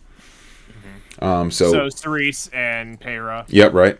So we're going to probably see in the future another unit that can get rid of stealth. That is very acceptable. Yeah, that's not Milim. And then at that point, when you're trying to use Guiding Light, they are going to then draft Milim and that other unit, and then you're just kind of screwed. It literally retires that concept. And then that also, that hurts Peyra because, it's baked into her kit. There's nothing she can do. She can't get around that. Nope. So it'd make her. So at that point, you have to start making units like Steny. And I don't know if that's necessarily the most healthy thing for the game. Because I think, wasn't it you who had the issue? You kept drafting double stealth units. Yeah, that was the issue. Yeah, that was me. Left both of them up. Yeah, so I wasn't thinking about that because what it is I was like, oh, it sounds like a great combo: Pierre, Selene, Spirit Eye Selene, and Steny, man. Because if I get Selene's buff up, right, they have to attack her because Pierre and Steny are stealth. But then they killed Selene, and then I'd be screwed with Pierre and stealth and Steny with her stealth, and I'm just like, oh no. It's free game. Yeah. As far as like anything else in that aspect, I can't think of too much that is going to change. I think if we keep bulking up, they're going to start releasing more defense pen. Not even necessarily defense pen. They're just going to start dealing stuff that's going to start either dealing higher fixed damage, and like you're going to see more Rimuru-like skills. Like the 1 3-star unit, right? Like I really want her so much, but she's been dodging me like crazy. Orta or whatever her name is. Not Hasol. I haven't gotten her yet. Yes. See. She has by far a better fixed damage than Rimuru, in my personal opinion. After an enemy counterattack, so you take her into Violet, Rimuru, any unit counters, right? Yeah. She gains 20% CR, or let's see, at max it's 30% CR for every counter, right? And increases the fixed damage of Swift Cut by 1,000. Yeah. The fixed damage increase can stack up to 4 times. So she can do 4,000 damage off her S1, regardless, though 4,500 because it already has 500 in the S1, regardless of it hits or not. Yeah. I think this is a dangerous road they're walking with. They're either going to need to rebalance sets. So they're going to have to do some rebalancing of how sets work to make up some difference of this, or they're going to have to rebalance substats and make that more valuable, because you can't have units just coming in here. And think about this: if you had 4 units that dealt fixed damage, you could easily take 2 units out within a few turns. Yeah, that's not content. That's not fun. There's no strategy behind it, because it's fixed damage. If a unit is, some of our max like HP units, like in the general aspect of things, we're not talking about the god built ones where it's just stacking one stat for memes, like Eaton getting 40-something thousand. Yeah, we're talking like actual the 20 to 25,000 HP as is the average one. Yeah. You're telling me that within 2 units you can either kill me outright with fixed damage. That's not healthy for the game. I honestly think they're going to let Rimuru slide, but I don't think you're going to ever see Rimuru level fixed damage ever again. No. Hasol's probably going to be the closest thing we're going to get to that with the 4,500, literally just under half of what Rimuru can do. I think what makes her better than Rimuru is that she can do fixed damage regardless if it hits or not. With Rimuru, it has to hit for it to do the fixed damage. Also, her S1 heals herself, and she does damage based off her health, so you don't need to do any crit damage, no crit chance, just full health on her. Speed, health, defense, maybe some effect res so she doesn't get controlled. And actually, his soul would be pretty crazy with designing a little bit, so I'm really hoping I get her soon, so then I can build her, because she gives everyone a defense buff and increases the speed of herself for 3 turns. 3-turn speed buff. I think we should also talk about one other thing before we move out of the meta shift, because this is talking about meta shift, all in the same thing, is how dead immunity is. Oh, I've been preaching this for the longest time. Immunity is a useless set. Yep. All the pros, all the top players and stuff will say that, it just adds another layer of RNG. Ignore everything they say, because the past 3 units, the ignoring Sermia right now, right? The past 3 units, Ran, Pierre, and Conqueror Lilius, what is their first thing they do? Is remove buffs. Patch notes coming up. Yes, no, that's literally something that I want to talk about. Is if we're to summarize meta shifts, is the reason these guys are still going to go out here and talk the big game about immunity is because they've spent so much time grinding that crap themselves to make sure that they had high speed immunity gear. Mm-hmm. They don't want to give it up, because if they lost that piece that probably has 18 to 20 something speed on it, yeah, that's going to slow them down. But if let's talk to the newer players out here, don't follow the complete meta slave aspect of Wyvern and Asmonak. If you go start farming now and you start listening to people, like Zake and myself, you will start seeing a better quality of gear by having a diversity of everything. But I am not saying to not farm Wyvern. And your first few months of the game, you need Wyvern to get started. There is so much value in Wyvern's gear. Plus, it's the easiest hunt to get into. Yep. It's the easiest one to get built up. I'd say it's second easiest. Because I'd say Golem's probably the easiest. No. Wyvern, because you can get Sigrid, you can get Clarissa, all out of very easy stuff, and you don't even need Clarissa. You can get Alexa. You are given a Wyvern team for free, basically, by starting the game. All you have to do is get Sigrid, which makes it the easiest and most accessible hunt to get into. Golem is easy, but you have to deal with the unhealable crap later on. You're going to need that to deal with it normally. But new players need that. With the way things are going, I swear, it is the stupidest thing in the world to have immunity be a 1-turn buff, and now literally the last 3 units decrease buff durations by 1. Yes, it's stupid. You literally neutered a set completely. And now the thing that bugs me is now all these people are sitting here going, I now have spent all this time getting this one set and get this immunity buff. What good does it do? Well, there might be a debuffer. There's going to be a debuffer that's going to come along, and you might ban the stripper. I'm sorry. I'm pretty sure you're screwed, because at this point with Pierre, Conquer Lilius, Cerise, and now unit that we're about to talk about is going to start making a surge a little bit. They're adding this in as, I guarantee you at this point we're probably going to start seeing every other unit's going to start having debuff durations. The only thing left for them to do to make immunity still valuable, which is going to make a lot of people mad. Turn 3, 3-turn immunity, 2-turn immunity. It'd have to be 2-turn. It would have to be 2-turn, but then that's going to make a lot of people mad, because now you're going to have units like Conqueror Lilius, Pierre, Cerise all get neutered in their usefulness. But it kind of is the screw you for thinking that's the only way to play. Yeah. Is get rid of their buffs and then nuke them away. Now it makes you have to go, maybe I actually need 2 of these, but can I get away with taking... You would have to almost do something like Cerise and Ran. Pierre, I would just Ran. Ran just dispels buffs.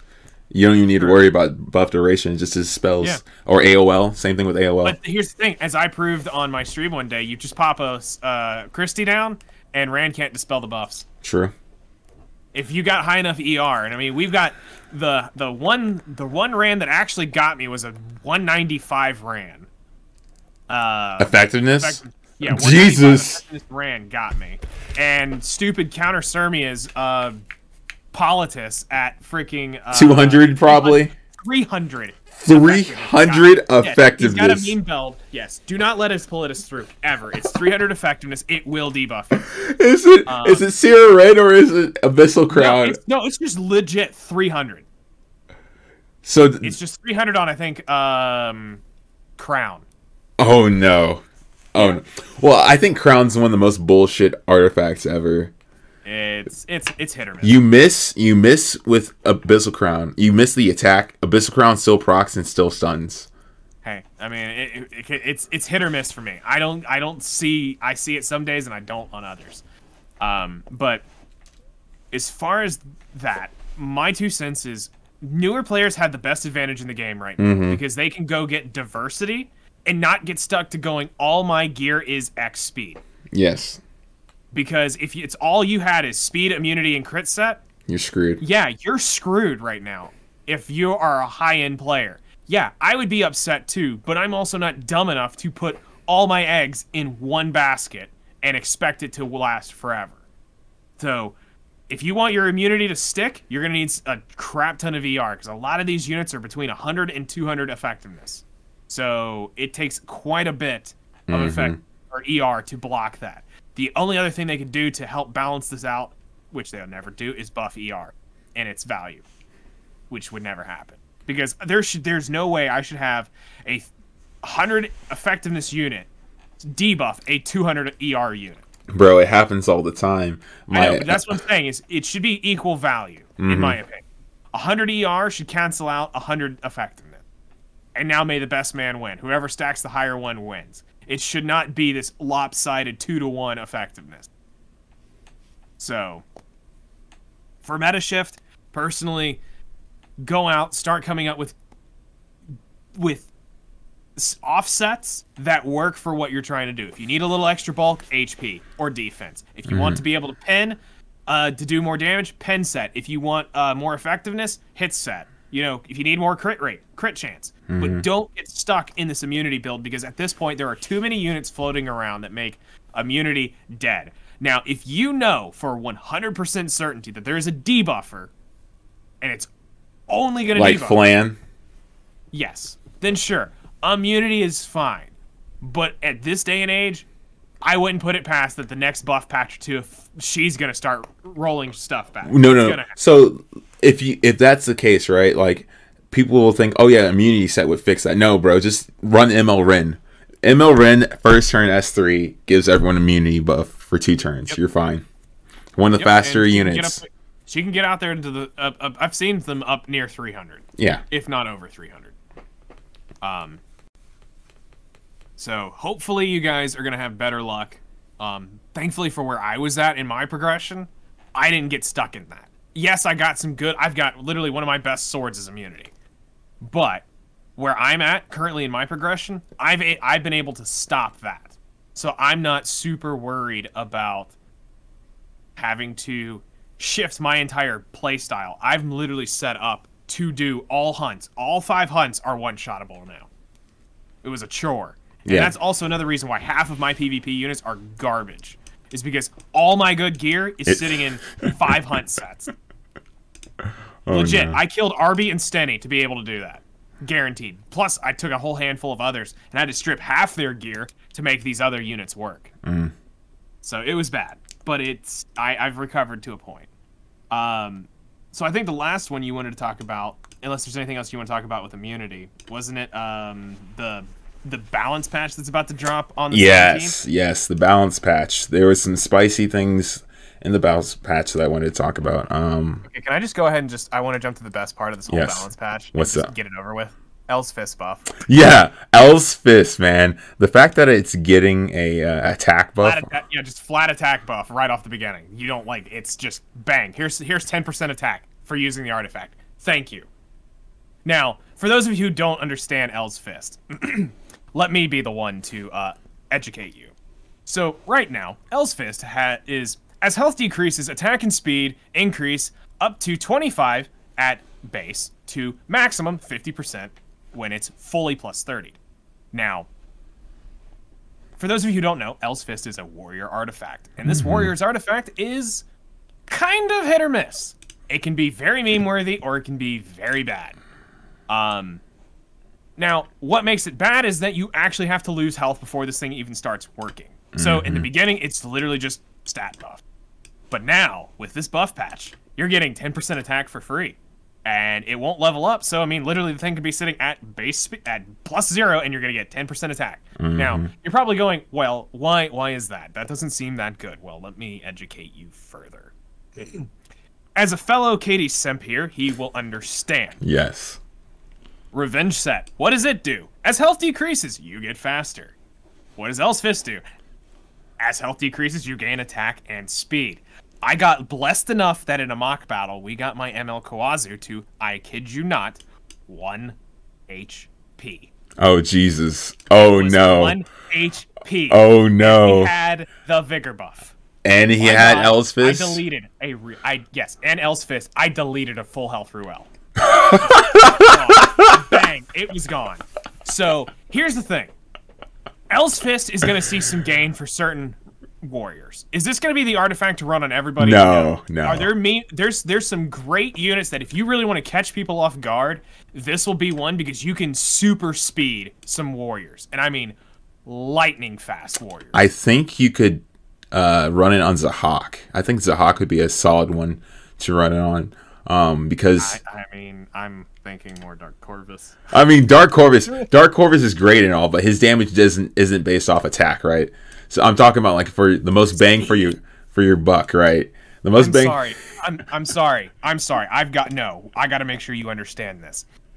If you can get a 200 speed Dark Corvus, okay, or rough thereof, and you have him on Revenge and Elle's Fist, Daddy Corvus, as he gets to 20% HP, is now a 280 speed unit. I'm sorry. Daddy Corvus is going to come in and say hi. Yeah. So, no, that's for memes. But, yeah, no. There's units that, yeah, you're right. Zahaks could technically take advantage of this. I'm trying Rimuru on this right now. I've been messing around with Koeric on this. I've just been having fun. Shoot, one of my ideas is to see if I can get this to work for Lionheart. Well, okay, so I think... Because I'm thinking of it as the speed. Yeah, you're thinking of just the speed, right? Yeah. I think if we're going to be talking about for warriors and stuff, the most... I think Lilibet, after her buffs and everything, that'd be a solid one to put on her, is a revenge... I'm actually working on a revenge set Lilibet right now. Okay. Revenge pin. We're talking grass Lilibet, correct? Yeah, yes. Yes, okay. Yeah, you put that and Elle's Fist on her, she's deleting things and taking multiple turns, and you can't do anything about it at that point. Like, yeah. If you get her attack... Here's what you'd have to weigh out, is you'd have to weigh out other warrior artifacts and things like that. You'd have to check the damage, and you got to see where it's going to be going. But yeah, no, I just had to come talk about Elle's Fist, because this is, I hate to say it, this is the MVP for me. Because I've been infatuated with this artifact, and to see this getting this attack buff is phenomenal. I think if you also... You could run it on Ravi, and Ravi would be really... gross if you had a revenge Ravi. Fire Ravi was what I was one of my things I was thinking about a long time ago. Actually, my Elle's Fist sat on my Ravi till the day I built Rimuru, and then I pulled it off of her to move it over to him to try it out. You could also put it on your Alencia if you really felt like it. No, I would with Alencia, the specific thing that I'm after there is I want to strip your buffs, and specifically being is because I do take this into Violets, and I do take this into Rylets, or Remnant Violets. Do you know how many times I strip Rylet's evasion buff, and I just sit there and I laugh in his face as I'm now going to S1, S2 his face to death? It's great, because there's nothing he can do. No, not at all. There's nothing. He is a very dead unit. Once I get rid of that evasion buff, it's over. And it's very easy to get rid of, too. Yeah, it's one of the easier ones to kill. But the scary thing is if I don't kill that Rylet, no, I don't want that passive ticking. Because that's a unit that's just going to say, goodbye. Yep. It's dead. Alright, so I'll let you take back over to the top. Okay, so... I wanted to talk about, but I just had to get Elle's Fist. Yeah, Elle's Fist, I think that's one of the better artifact buffs. One thing that I'm very curious about is Little Queen's Huge Crown. The fact that it gets a 16% increased damage with a single attack now, right? And then another 16%. So it's the same thing, but they're just adding the damage increase regardless. And now it just makes some units better into barrier. I think it's more openers would benefit from this, but I think the thing that you also have to understand is, again, there's units like Ran. It's like Dragon Wally. There's units like Bassar still exists. Yes. I hate to say it, but Bassar still exists. He's a book holder too. So you can stop barriers very quickly. I say it's interesting. It's something that is to be tested. And I got one. You ready for this? You ready for this? I got an idea. This is a hawk with Little Queen's huge crown on a Solburn S1. Not bad. Into a barrier. I think that could kill anything, basically. Possibly. Yeah. I'd be willing to see that in action. What do you think of Cradle of Life? Cradle of Life, I think it's more so of a wyvern. Yep. I think it was a little dumb to swap out the poison for the burn. I don't think it really matters. Yeah, it doesn't really matter. But as far as like damage wise, you know what I mean? Here's the thing. What I preach this artifact to is this is my go-to artifact, since a lot of people don't have the limited artifact Junkyard Dog. Yeah. This is what I tell people that if they have it in their kit from their early days of playing, and you know, because you're gonna get 4 or 5 star tickets and all this stuff. So this isn't something you're gonna start with. No. Like actually, like literally start your account with a Cradle of Life. But if you happen to get it within that first week or two, because of all the crap you're doing, this isn't a horrible start for some of your units, because if you can put this on Clarissa, this is a easy go-to extra debuff that helps make Wyvern consistent. Yes. Now, I agree, the burn's a little weird to go from poison, but here's the thing. It's a better chance to land the debuff, and it's now 2 turns versus 1 turn buffs. I think that's the better part of the buff of that artifact, is that we go from 1 turn to 2 turn, especially against Wyvern, where burns and stuff activate at the beginning of the turn rather than at the end. Yes. So I like this for the fact of it'll help make early Wyvern runs more sustainable. Obviously, when you get it better, you will move off of this to a Daydream Joker once you actually get the stable buffs. Like, my favorite Wyvern non-one-shot comp is General Purgus, Lulica, Clarissa, Sigrid. It is almost as fast as a one-shot comp. Do we have a warrior that does more damage based off debuffs? No, it's Sigrid still. I was just Cigarette. It's because you can 100% pen the defense. Yeah. Okay. That's the reason why. Is because it's not because it does more damage with debuffs. It's because she can 100 pen. She's basically Watcher Shuri after a certain amount of debuffs. Yeah. Okay. I was wondering, because if that's the case, you know what I mean? If there's a unit that does damage based off of like a unit being debuffed, Cradle of Life on them would be nasty. Yeah. I mean, and just pop a rage set on that unit. Yeah. Yeah. I mean, no new player is going to get a rage set coming in. No. But no, I think as far as PvP is concerned, this thing's trash. Yeah. Don't ever use it. But for Wyvern users to get started, I really like recommending this artifact, because if you don't have a mage that can use Sarah Wren, this is a nice alternative, because every single one of these can be applied to the Wyvern. So, all right. Don't think decreased hit chance can. Let's talk about bleeding and decreased attack can. The best buff of them all right now, Inos. I'm actually really happy about this one, the Inos buff. Okay. Strictly because like they fixed one of her key problems, which was her S3 having such a long cooldown. Yeah, 5 turns is what I'm seeing right 5 turns. To now 4. It's now 4, so that means it's 3 now, right? Yeah, with the cooldown. Yeah. Yeah, so like that was. She's a cleave unit. She's 100% cleave unit.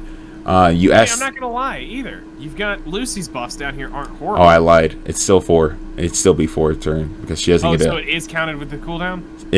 She doesn't have a cooldown reduction on S3. I wish she did. It would make it so much better. Still, that's not bad at all. I mean, it's another turn faster. But yeah, I think that was a pretty good change for her. I don't use her, but she's a really niche cleave unit, right? She gives everyone a speed attack buff, and then her S2 pushes the highest attack unit up by like, I think it's 20%. So like she goes first. Let's say the best idea of how to use her is you make her like 260 speed, put her with Sid. Okay. You S3, and if you had like CDOM 2, That means you crit everybody. She pushes up Cdom, and then it pushes up Sid, and now you have 2 units that are going to go one after another, and then... I just realized I have her at S and Brent. I didn't realize I pulled that many of her. Yeah, it's okay. Her S1 is just, as you can see, increases the chance to 100% for 2 turns, which is great. 2 turns defense break, so you don't have to worry about them taking a turn and then losing it. Yeah. But there's many units I have them do that. Going up from there, Sinful Angelica. I think the Dispelling 1 debuff from all allies is a nice little addition. It's nothing like game breaking, but it does make her more. It helps her with AOL. Try to get I was gonna say AOL. It helps with just the average just somebody happened to get in front of you with defense break. Mm-hmm. Like a Flan got in front of you. It's not the end of the world. Yep. You're not going, oh crap, they're all death broken. Yeah. So for her, yeah, sure. That's cool. It's not going to change anything for anything you're doing, because you're typically, she's normally the fastest unit to go first on the team that you're typically taking it into. Mm-hmm. She's got to be faster than the average RB, so she needs to be at least 250 or faster if you're taking her into RB teams. It also helps against Pierre, right? If it cleanses the unbuffable, hopefully, right? Yeah. Really, all you needed is to cleanse the Soul Weaver enough to be able to do that. Yeah, I can see, but it's not good. This isn't gonna. You're not gonna see all of a sudden Singelica make a rise to being the #1 top drafted unit in RTA right now. Now we're getting into the spiciness a little bit, green a little bit. I think with this buff, it's going to make her a little bit more relevant. Just remember, everybody, this is one of the few extinction units in the game with one of the highest multipliers for her S3. She is. It's. I'm telling you. I'm pretty sure. It's Malim has extinction, Sigrid has extinction, and Lilibet has extinction. And Glenn, yes. But the big thing about Lilibet is that you can have crap gear and she still does her job of killing anything and everything.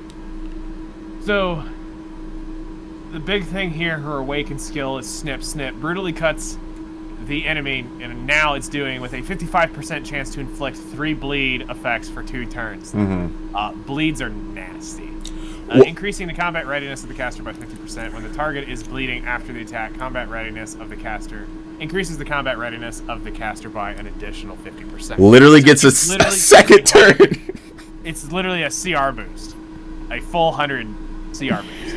You lap someone, essentially, right? And then you're gonna what? S1 them? Maybe. Depends. It really depends, right? Her S3. Let's say that's her S. Is that her S? That's her S2. Oh, so Soul Cutters are S3? Yes. Yeah, because there's the extinction. I see it. Sorry, I'm looking at about 4 feet away at this thing. Got you. So her S3 is a 4-turn after you mull it up to +3, right? It's a 4-turn cooldown. With this new buff, it's going to have a decreased skill cooldown by 1 turn. I think it's all of her skills. I'm not sure if it's just that one. Mm-hmm. But it really is only going to apply for that one, because you're going to first turn S3 anyways, right? Yeah. And you kill somebody with it, they die. Hey, Violet. It go 20% hit chance here. Exactly. Watch out. It goes into now.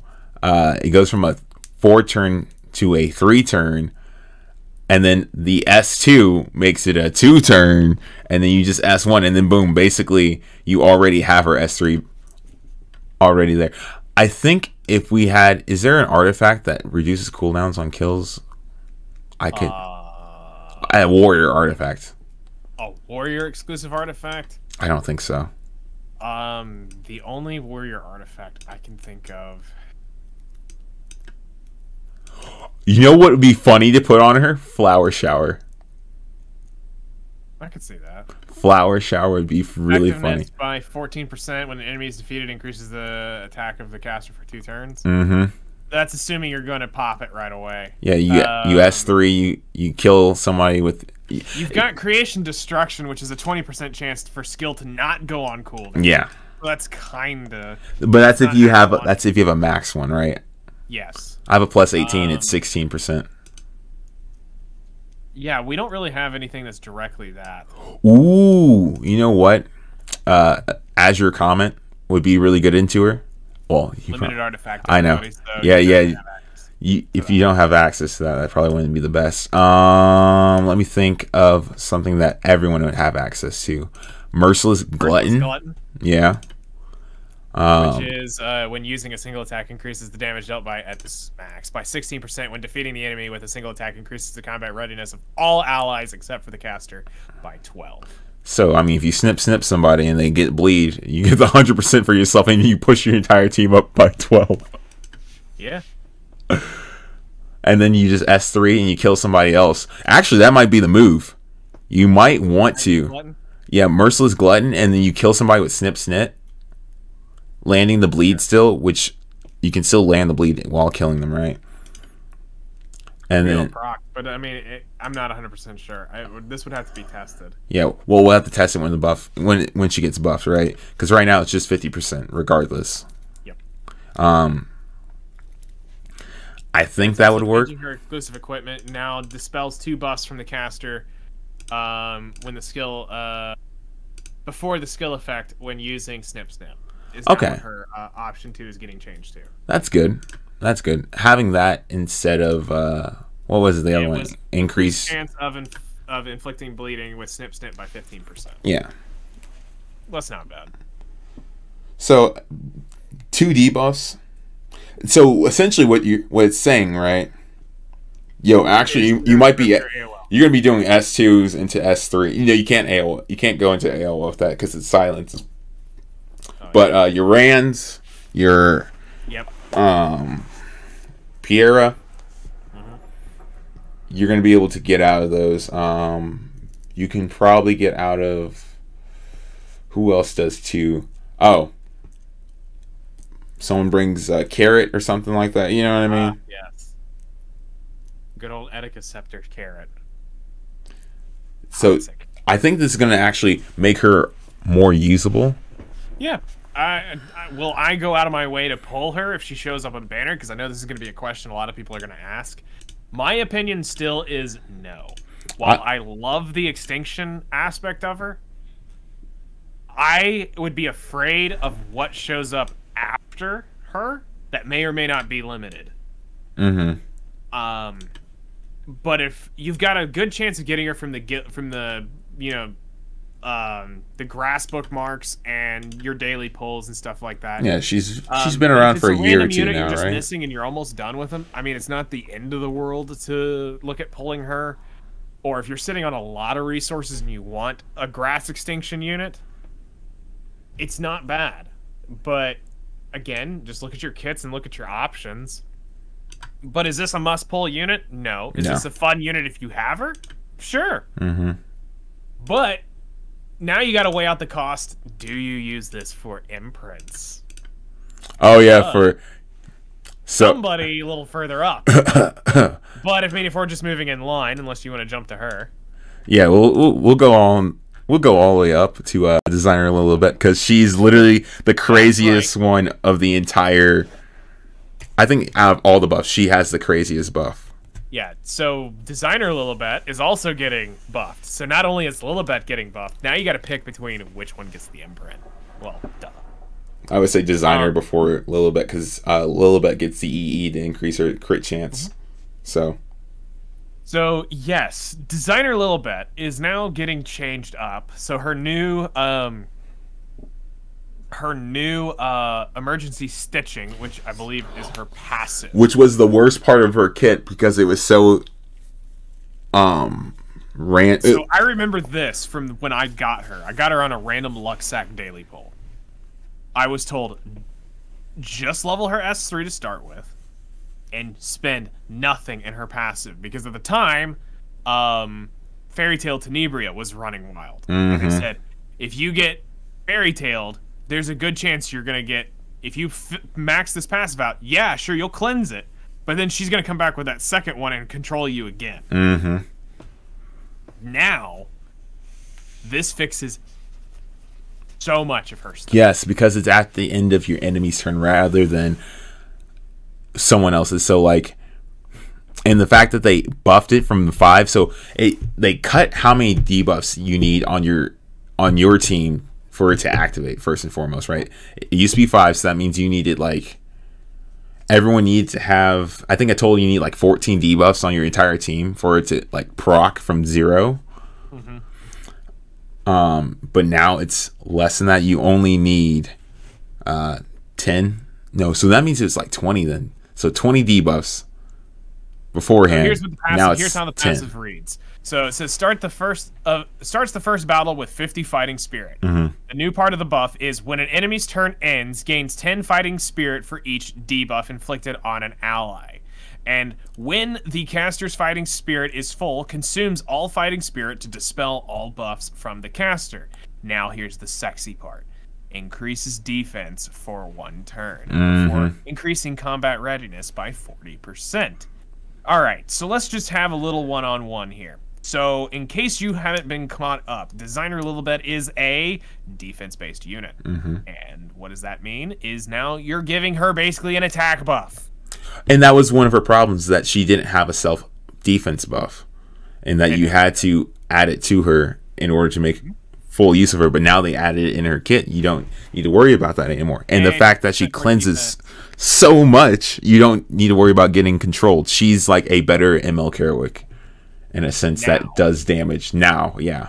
Model disqualification is also kind of sexy. So this is her S3. So now she will decrease debuff durations of all allies by 2 turns. So this should get rid of everything. And gets on stage to attack all enemies, increasing their skill cooldowns by 1 turn. Increases combat readiness of all allies except for the caster by 15%, which is the new part of it. So they're going to get a CR boost of 15%, and damage dealt is increases proportional to the caster's defense. Yes. So, yes, they definitely are making her much more viable, as we talked earlier, into things like Ransom or Serria comps, and now you will actually be able to get most of this crap off and be a lot less threatening than what it is. So, if you're getting tired of being controlled, the answer is coming. But how many of you actually have Armpit Lover? Oh, I do. I got her. I think I got her when her banner dropped, because that's my whole thing, is that I tried to get every unit that came out just to have them. You know what I mean? I've been playing since day 1, so I just, at this point, it's just... You try to collect them all. Yeah. Yep, and that's admirable. But here's the thing. When she first came out, she wasn't that popular. No, because, like I said, she was very... She was solid, but she wasn't good enough, because, like, I think she came out, and then afterwards we got Fairy Tail Tenebrae, which completely cucked her. I can actually tell you when she came out. Give me just a second. It was May 4th, right? So let's see here. According to my very accurate Mystic Rotation spreadsheet, we got Designer Lilibet March 4th, 2021. Dang. And she came out with Roaming Warrior Leo. So let's put this in perspective, because I actually remember this stuff. Fairy Tail Tenebria was released December 24th or 23rd, 2020. So you were suffering Fairy Tail Tenebria comps all over the place. Now, here comes your Lord and Savior, Silverblade Aramenthia. It gets a rerun. And now there's even more debuffs. Then, to screw you over even more, January 21st, they release Archdemon Mercedes. And, yeah, you should have pulled that then. Then, if you could. February 11th, they run FCC, gets a rerun. And then, March 4th, they decide to release Designer Lilibet. And you just had FCC. You gotta be kidding me. Ameru and FCC, back to back. People were broke on Mystics. So only whales would be pulling for this thing. You just had, like, if we actually go into this, November 19th was Made Chloe, December 10th was OpSig. So those just right behind that, you've spent so much in Mystics. This new designer Lilibet isn't that cool. But unless you were looking ahead and thinking, okay, debuffs and all these debuffs, you know, you got SBA and Fairy Tail Tenny. Yeah, I probably think this would be a good unit, but you're broke. So. And not just broke, but broke. Yeah, I mean, if you didn't go all in trying to get A Meru and FCC back then, and you had Mystics left over, I think something was wrong with you. Like, you should have gotten FCC. Now, sure, there's going to be somebody in this that's going to go, I one-tapped FCC. Congratulations. Good for you, man. I wish I one-tapped units like that. I mean, I did. You know, Sermia and Celine. Oh, man. I think I got Celine one-tap, and I think I got LRK one-tap, but, like, after that... It's been pity. It's been pity. I think out of all the day ones, I'm probably one of the few people that have the least amount of ML5s. Jeez. Because I just don't have that luck. You know what I mean? Like, everyone during the free summons get like 2 ML5s or something like that. I'm sitting here like getting only 3-star and 4-star units. I'm like, I'm happy if I get a Spark. Yeah, right. Please, like the first couple days, my mood is completely great. It's like, all right, let's see what we get. And you go through it, and you're like, all right, day 1 it didn't spark. All right, that'll be fine. Day 2, it didn't spark.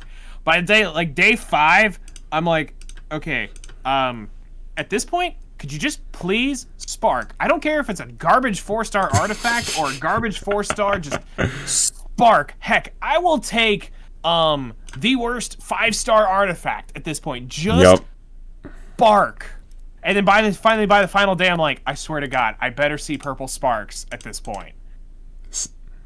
No, I think I got Silverblade Araminta the first time they did the 70 free pulls, and then I traded her in immediately for Dorvis because she just got nerfed. Jeez. I pulled her and then she got nerfed, and I was just like, well, that was cool. And I got Dark Corvus. I was like, this is who I wanted anyways. It was between him and ML Ken at the time. Nice. So looking at Designer Lilibet's buffs, I think this is going to help out a lot of people. Mm-hmm. Have her, and if you don't, is it going to hurt you? No. I mean, there's other ways to get around this. You just got to build high ER. I mean, that's really what it comes down to. You need high ER to avoid having to use a unit like this. That's really annoying to do. But thankfully, Christie makes life a lot easier. Yes. Christie was literally the saving grace, I think, of a lot of new players' accounts because, like, free, you don't have to worry too terribly much about, like, gear, right? Very easy to build, very easy to get.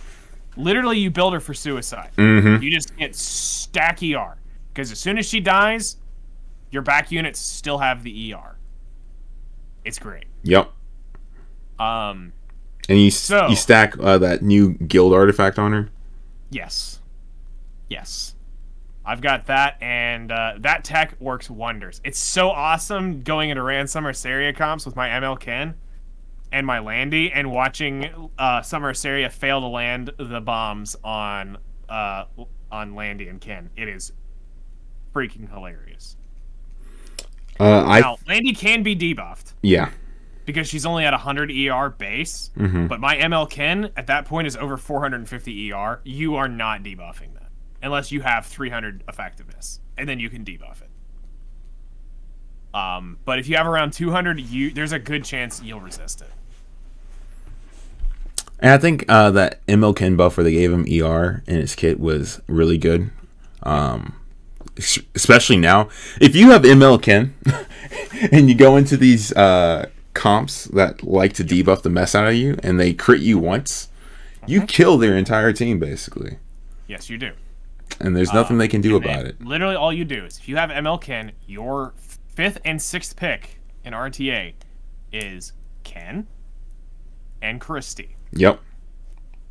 And you've already probably put something in there that they're staring at more that they need to ban than those two. Put Conqueror Lilius in there. It's easy. It's easy pick for them. You forced it. You forced their hand. Because I swear to God, if anybody has the insight to go ban Christie,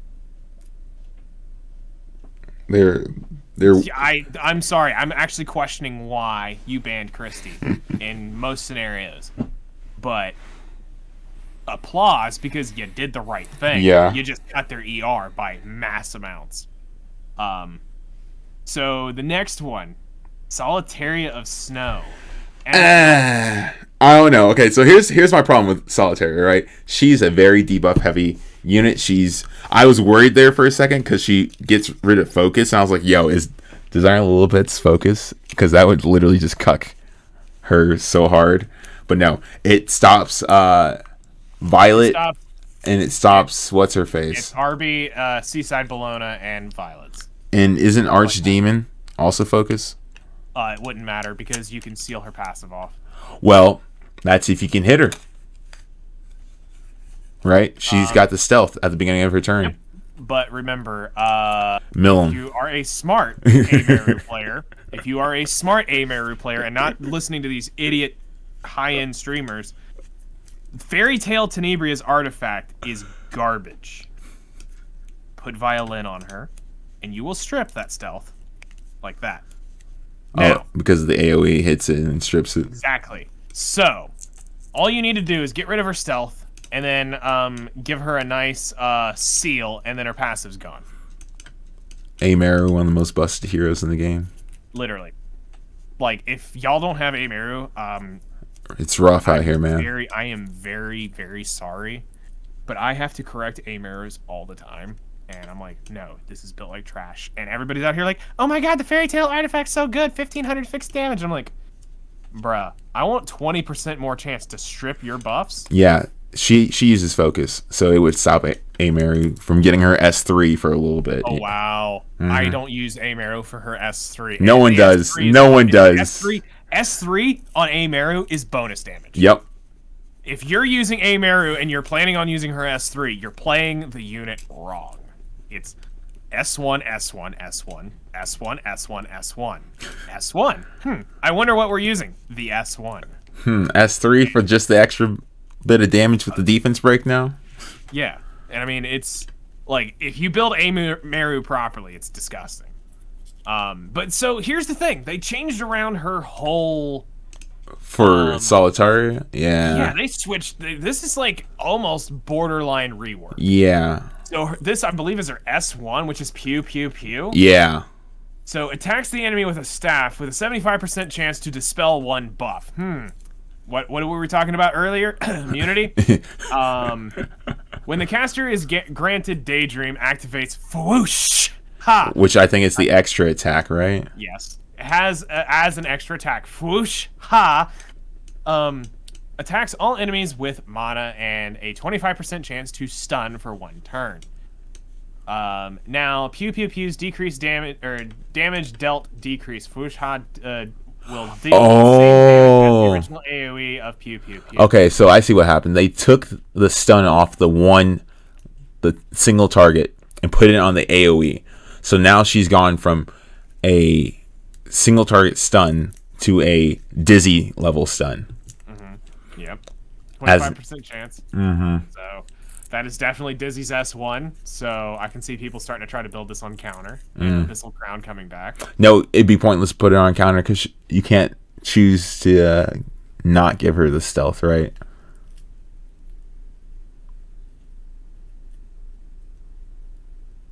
Let's see here. I'm trying to look at where it is. Where's the stealth? The passive, the one I want to go home. I want to go home. Okay, so here it is. Decreases the amount of focus gained by the enemy by 100%. So this stops, like we said, Arby's, SSBs, Violet, and Archdemon. Oh, I guess Rylet too. He also uses focus. Yep. Ravi too. Ravi. But I mean, that's fine. It depends on what you're doing. Will determine whether this is. And then, so here's the thing. It says it grants Daydream for one turn. And at the end of the turn, has a 100% chance to grant stealth for one turn. So this is all brand new. So the stealth is, again, Malim exists. You can still pop this unit. Yeah. And it's you can still kill this unit. Stealth is a weird... They fixed it. They fixed it, though, with the S3. Yes. So, now, continuing on. Boom! A falling starlight fall decreases the enemy's buff duration by one turn. Immunity. Wow. That's crazy. Where does this keep coming from? Man. By one turn, and attacks with Starlight, stunning them for one turn before decreasing combat readiness by 30%. grants a barrier to the caster for 2 turns. Barrier strength increased proportional to the caster's max health. So yeah, but again, she's a mage. So the mages typically suffer from high HP. You can do it, but you're spending gear. I mean, you're spending a lot of gear to get that. So yes, you can make them thick, but not like godly thick. Like we're not talking FCC level. We're not talking Pierre level thick. Yeah, we're not talking that. It's a barrier. It's gonna protect you, but it's not god tier. If they gave her the Pierre treatment where it's like barrier based off level. I'm sorry. I'd be willing to bet. I mean, look, as much as I hate the unit itself, I'd be willing to bet I could probably soul burn Malim and probably kill the average Solitaria. Yeah, her base health is like super. Let me look. I have her right here pulled up. Awakened base health is 5,000. 6-star awakened 5,300. So, like, it's okay. So if you get 15k and you've got Malim built on pen set, which if you don't have your Malim built on pen set, I don't know what you're doing. But so you build her on pen set, you're gonna destroy this unit, barrier or not. Now, if it's FCC's barrier or Payra's barrier, yeah, that's. I think she's gonna be paired up with Pierre a lot, which I don't think that'd be the smartest thing, right? Obviously, 2 stealth units. Malim. You really have to ban Malim, or somebody just brings in Landy, and there you go. AOE. Thanks for the buff. Thanks for the cycling of my. Yep. Wait. Is Landy's based off fighting spirit, or is hers a focus base? I think it's fighting spirit on hers. Okay. I'm not sure. Let me check. Because that would make a huge difference if it stopped Landy's S3. Oh no, it's fighting spirit. Yeah, it's all good. Yeah. But that's still that's a nice, wonderful little S3 right there. But let's talk about this barrier real quick. It also now opens her up to Operator Cigarette. Yep. OpSig. It opens her up to Rimuru. Yep. You know, thanks for the free. Because you're going to S3 first, and then it's going to go into the S1, right? Because I think her S3 can be an extra turn, right? Yep. Yeah, usually you soul burn it. Yeah, you soul burn it and it gives you an extra turn. So, I've already seen people start trying to instantly think with this. They're instantly already trying to throw that stupid fairy tale artifact on this as well. And it's like, guys, give that artifact up. Yes, it got buffed last patch, but 1,500 fixed damage with a 60% chance to strip at plus 30 is garbage. I think for Solitaria, it might be a little bit better strictly because now you can get it to hit off the skill because it actually does damage. But still, it's 1,500 flat damage. I had one hitting me today, and it does nothing. I heal that back off of my healing buff. Wow. So, you're better off coming up with something else, I think. I'm sorry. I don't think that's the Sierra Wren, maybe? I think Sierra Wren might be a If option. I'm gonna go into specifically mage artifacts, and I had Solitaria, Last Tea Time would be a solid one. I would probably have to go. I might be curious to check out Bloody Rose. I'd have to play around with it. Okay, so I would want to test it. I would probably be likely to test Crimson Moon of Nightmares? No, that wouldn't work. I think Twilight Calamity, maybe. Just as a support artifact. Actually, you could put her on Necro and an Undine. That's what I was just looking at.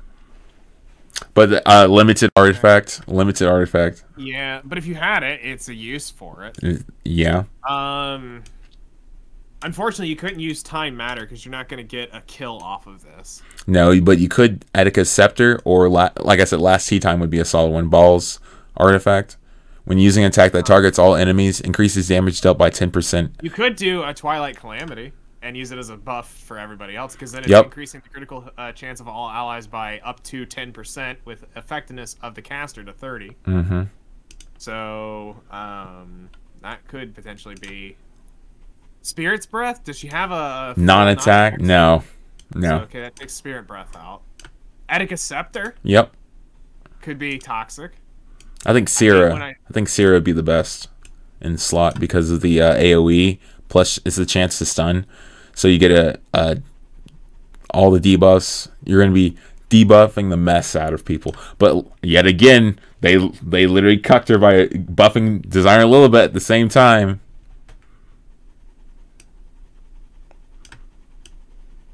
Yeah, I think that's what she's going to suffer from.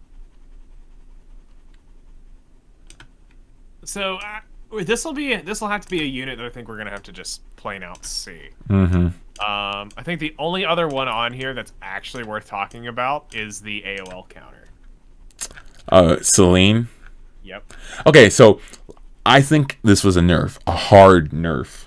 Okay.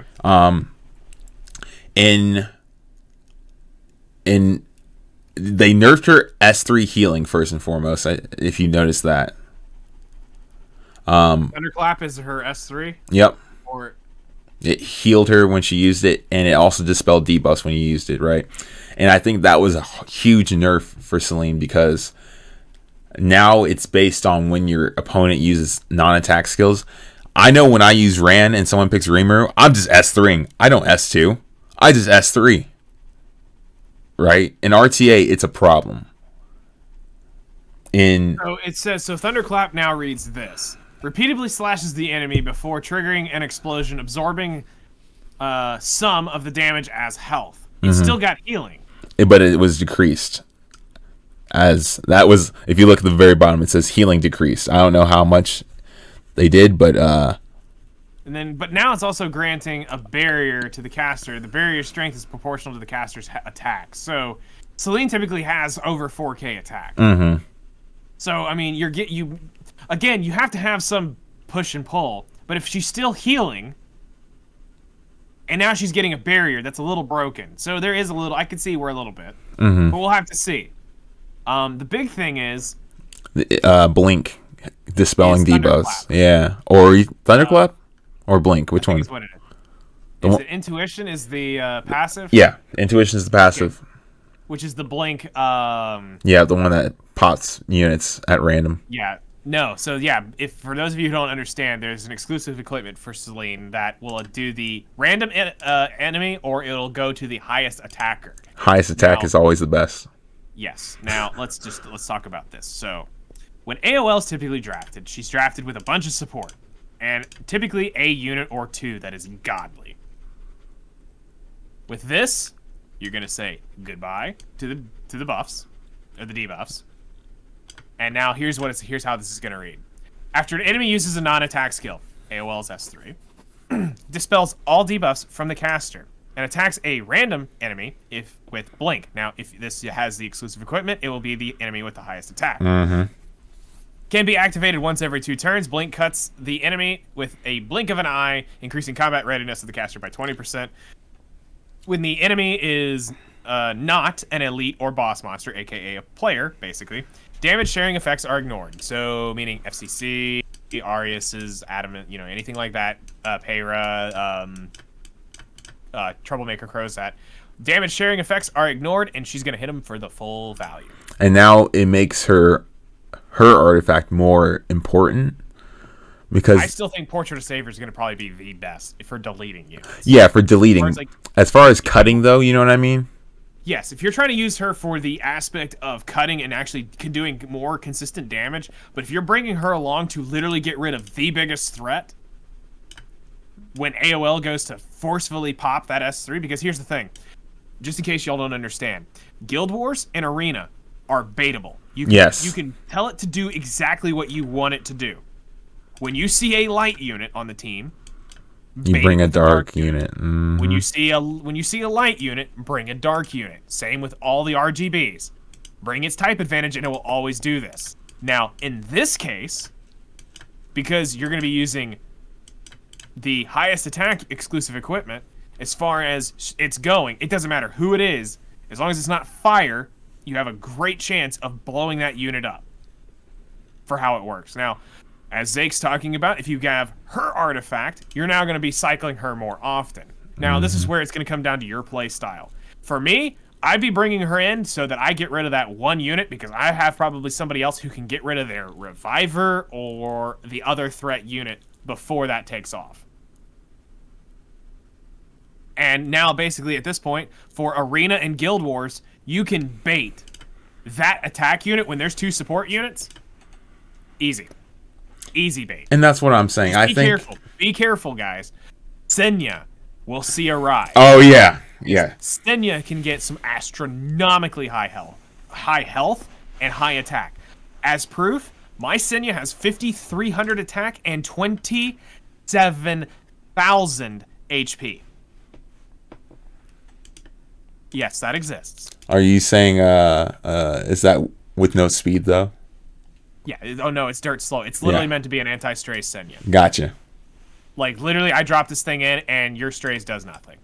I laugh. I'm like, thanks for, wasting your S3. That's literally what it's created for. And it's also to bait these things. Yeah. There's been many Guild Wars where they had a Selene on there, and I'm like, oh, okay. I can do this with 2 DPS.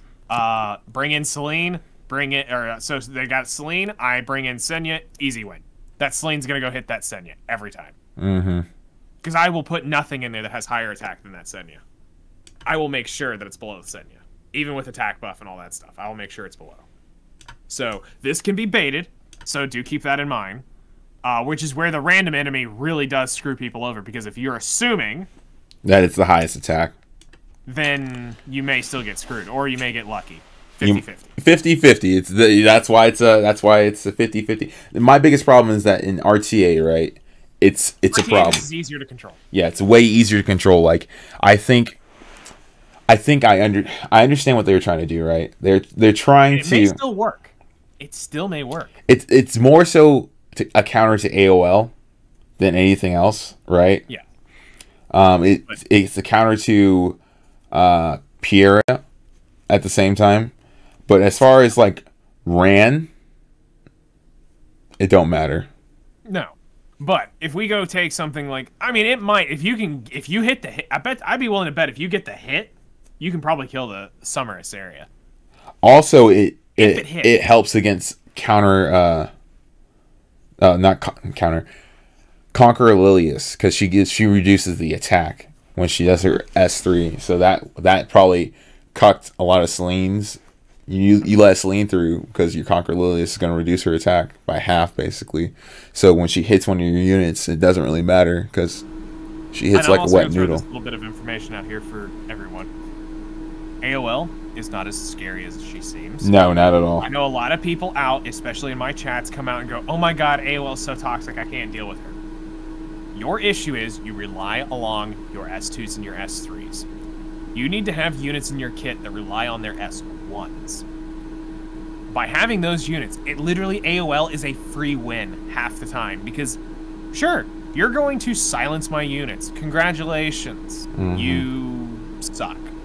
You're a squishy unit, and yeah, I don't care if you have Etika Scepter and she has 500 effectiveness.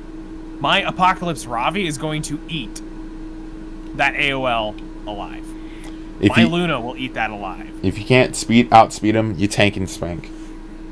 And it's not even that. My A Ravi will 90% of the time on most of the ones that I fight, one S1 is 85% of its health. If not 100% of its health. You soul burn that, it's probably dead. I don't even bother soul burning it. I would rather save my souls for Luna. True. Actually, you probably could just use Luna at that point. And yeah, no, just a follow-up Luna attack would most likely kill it.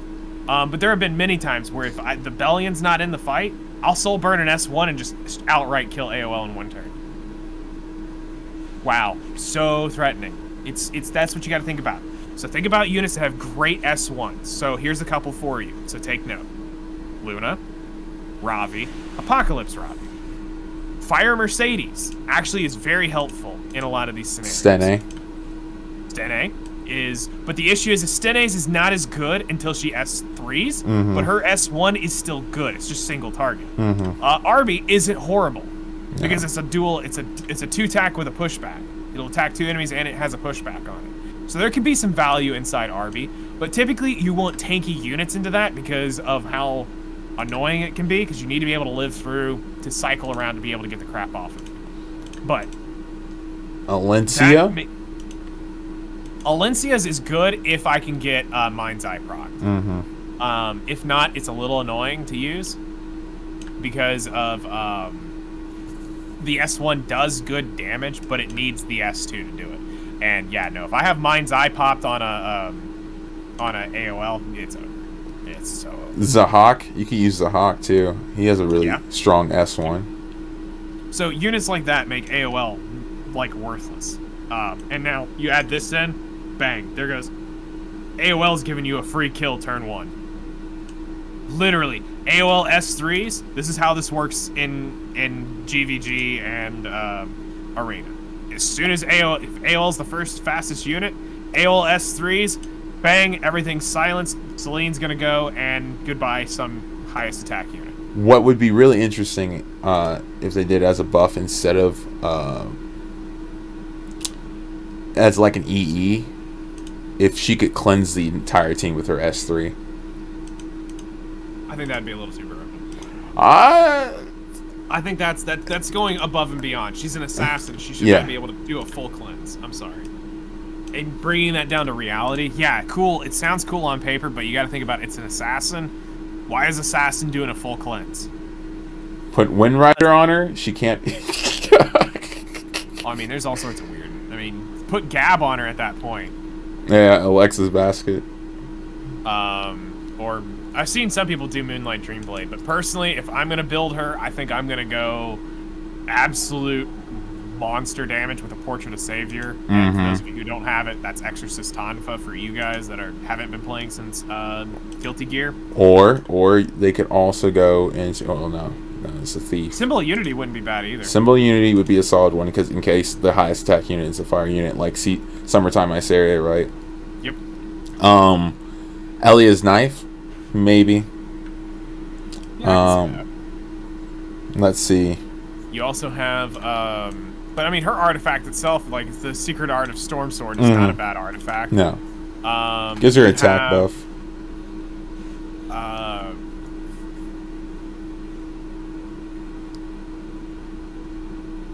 You kind of have the fake with the Machina of Control is basically a mock. And it lets you cheese your gear a little bit too. So I mean, you have some, but I mean, there's other options. But overall, I see her being kind of a one-trick pony. I think most people are going to set her up to be. Oh, you got Violet Talisman too. If you know you're going to take a couple turns. If she's fast enough, you know. Yeah, you could probably use Violet Talisman, but. Me personally, I have both Selines. I've got my ML Celine built right now. I did a random check, and I can get a 18,000 MCD Celine, but it would require all of my one-shot gear. I'm telling you right now, I'm taking Spirit Eye Celine into Celine comps now. I don't have to worry about nothing.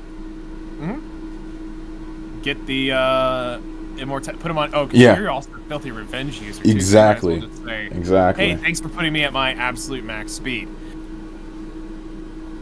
And then they do something that has a strip. That's going to be the new tech. Is do they have strips or not? Put the strip after the. That's another thing that I thought was a little bad about ML Sermia is that if you run her into a comp where they have immortality like ML Celine, right? She's useless. She's completely useless. She can't do anything. She can't strip it. She can hit them all she wants. Sure, defense pen's a thing. But if I'm running 4 units and they all have... Let's say I had BBK at that point, right? What's she going to do against BBK? I just run Dragon Ollie in front of it. I kill your... Then my goal, my win condition at that point would be to kill your Alencia before killing your Sermia. And I still think like with how I've been running my comp. Okay, so say I bring in Alencia. Where are you trying to go? Who are you bringing in that's going to kill her before I?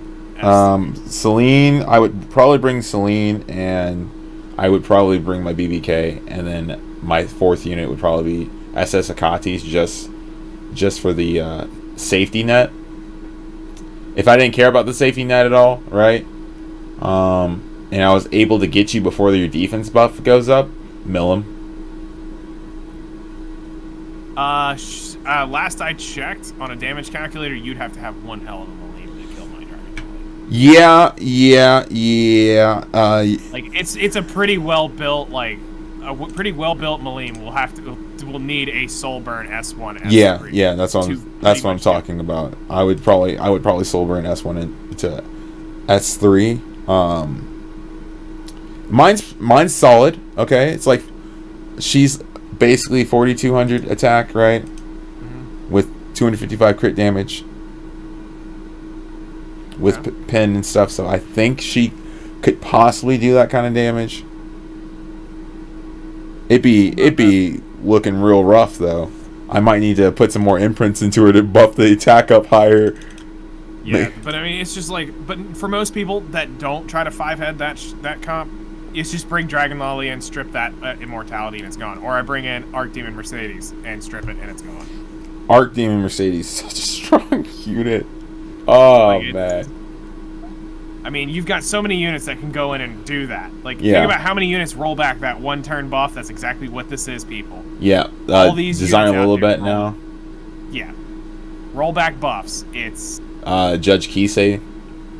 Judge Kisei is actually a flipping monster for a comp like that. I cannot stand Jugs. As much as it pains me, as that was my first ML5 day one playing the game. Absolutely love and adored her. She sat in my #1 slot on my team forever. If you take Judge Kisei into ML Celine, you will probably be A-okay because her S3 strips a buff and increases cooldowns. I just don't by like 3 turns. I do not like the concept of her kit now. Yeah, her kit's kind of trash. So anyway, it is 9:35. Yes, we've gone way beyond what I thought we would do, but we've gotten a lot of really good content out of this. But thank you, Knight, for joining the Spice Cabinet podcast. Heck yeah. Hopefully we'll have you again. Yeah, totally. I mean, like I said, it's been fun getting to talk about Epic 7 and all of its. I think it's a lot more fun to talk about Epic 7 when you have someone that thinks like outside the box, you know what I mean, rather than the same old. Really boring if you think about it as everybody else talks about. Yeah, everyone's like Wyvern and immunity is all you need, and you're just like, bro, why? Over here going like, okay, yeah, you keep doing that. Yeah, everyone keep doing that. You keep working on that 300 speed unit. And I'm gonna go over here and figure out how to beat your 300 speed unit with. You said 300 speed. That means their health's like 7K then, right? I believe Rimuru said he's going to come around and one-shot you. On the S2. Yeah. But, no, I mean, it's been fun. There's been a lot of stuff. Like, I mean, we've covered Lionheart Sermia and all of her stuff. Para and her whole kit. We've got, the buffs. The buffs, the changes of the meta, and how to kind of get around some of this crap. Mm-hmm. I mean, this has been, well worth the time. I mean, hopefully you guys have learned something or picked something up or maybe opened up your mind to another way of thinking. If anything, playing Epic 7, that would be more enjoyable. I think I get the most joy out of playing Epic 7 when I'm doing these off-the-wall builds and then I win because they weren't expecting, like, my Pierre that they outsped turn 1, but on turn 2 and 3, I'm lapping them. Yep. And that's the big thing that I really work towards teaching is like I came from MMOs. I'm used to figuring out how to break it and become the most efficient thing possible. That's been my mantra here for Epic 7 is I was going to use that knowledge of MMOs and Diablo and the grinds of like stuff like that. This game is a child's game to me compared to those things and those grinds. Literally. And I know that makes some people mad because they talk about how hard this game is and it's like, for me, it's not. What was hard is spending 150 hours playing piano on my keyboard, breaking my, really breaking my wrist, trying to grind out these characters. No, this is an easy game. You hit auto, you walk away, you come back. You hit auto, you walk away, you come back. But the cool thing is taking taking the knowledge and experiences of that and now applying it to Epic 7, people are freaked out when they see my Sky Stones. People are freaked out when they see my thought processes. I mean, I lose instantly. I talk about how bad Rim is. I lose 10 viewers instantly in my chat. It happens every time. It's. I literally take notice right when I'm about to talk about Rim. I look at my chat numbers, and within 2 minutes, it's dropped between 5 to 10 people because they don't like hearing my opinion on it because I show it day in and day out, but they don't like seeing and hearing it put back at them that all that time they wasted in Banshee grinding out that gear to look just the way it looks is actually the worst possible thing you could possibly do for her. I think Violet and Rim aren't actually that bad. And I've shown it. It's literally RNG, right? You're relying on RNG to win you these fights, and when you rely on RNG, it's like if you take in very well built units, take a Violet, an easy hard counter everybody has access to. Phyllis. Fire Mercedes on a counter set. Oh yeah. Her artifact will absolutely decimate Violet. You have Rim. Any good single target DPS. Sid. Blow her up. Yeah, literally anything that can blow her up, it's over and done with, and then you move on to the rest of the team. Euphine, if you have her, if you really, yeah, literally, because she's probably on immunity because people can't think for themselves and realize, oh wait, this is bad. Take Charles into her, he'll be alright. Charles, see, here's the thing, I don't like AOE because if for whatever reason I kill that other unit, I don't want her in demon mode, so that's why I don't like AOEs into her. So I would much rather make sure it is a pure 100% single target attack. Oh no! When I say Charles, I mean like you S1 into S2. Okay, I'm more worried about that S3 going. No, because if they have a buff, there's a higher chance of you proccing into the S2. So if you're building a high DPS Charles, you know what I mean? Okay, yeah. You're smacking the mess out of that Rim, and she can't do anything about it. True. But it just comes around to how do you think about stuff, and that's the big thing I want you guys to take away from at least me being hanging out on here today. Is, we've talked about a whole lot of stuff. This is just my 2 cents on Lionheart, Pierre, and stuff like that. It's like, you may have a whole other aspect of it, but that's fine. That's your opinion. You're allowed to think differently and come up with something else. I challenge you to be creative, is what I do. I think everyone building lifesteal Lionheart Sermia makes sense. Yeah, it makes sense in the long run, right? It's like Violet, right? Does big damage, heals himself up, can solo teams and things like that. But I don't think that it's worth putting her on lifesteal because no one has good defense gear. I would rather see someone have a good defense gear Sermia than them trying to force lifesteal because all their lifesteal gear is for Violet, which is attack, crit chance, crit damage, health. No. It's not even that. Oh my god, don't get me started on lifesteal. Here's the thing. I've been Banshee one-shotting since at least I know for sure, exclusively since like August. I barely had the lifesteal gear after all of that to build Violet. No one has the gear. It doesn't want to drop for me. It does not want to drop for me. But yet, I have tons of counter gear, tons of resist gear. I've got some phenomenal resist gear. Okay, maybe because my ML can also took a good bit of it. I probably think now that I actually think about it, I think most of my good lifesteal gear is on my 1500 defense, 16,000 HP ML Ken with 230 ER with still 270 crit damage. He's a monster. So that's probably where it all went, and I'm just now realizing that. But no, it's been a pain in the butt to get that. But no, I agree. I think there's going to be... I'm very curious to see what you guys are going to come up with her. All my tech builds, I can't do because I can't even hit the bare minimum for me, which is... I'm saying bare minimum is 12.5 with 2k defense. 100% crit chance. I can't get it. Right now, I can't, so hopefully you guys are out there having a blast with her and getting to use her, but she's a unit that is sitting in literally Violet's... I hate to meme it, but Violet sat on my bench for so darn long, and now ML Sermia literally came in no sooner than his butt came off the seat. She's sitting down to say, "Don't worry, I'll keep the spot warm for the next player because I don't have the gear." Yeah, and I'm not she's very gear heavy, right? If you don't have the gear, insanely gear heavy. If you don't have the gear, I don't think people realize that. It's not worth it. Nope. Because I show my build and everyone's like, they're like, "What? How'd you get 2,500 defense with like those?" Well, it makes sense when you have double defense. I mean, that's easy. Are you triple defense actually at that point? No, it's double. Triple puts me at 3K. Okay, that's what I was thinking. So yeah, double defense makes sense. I would run triple defense if the whole right side high rolled speed, like 20 speed per piece, right? You'd be losing so much crit damage at that point.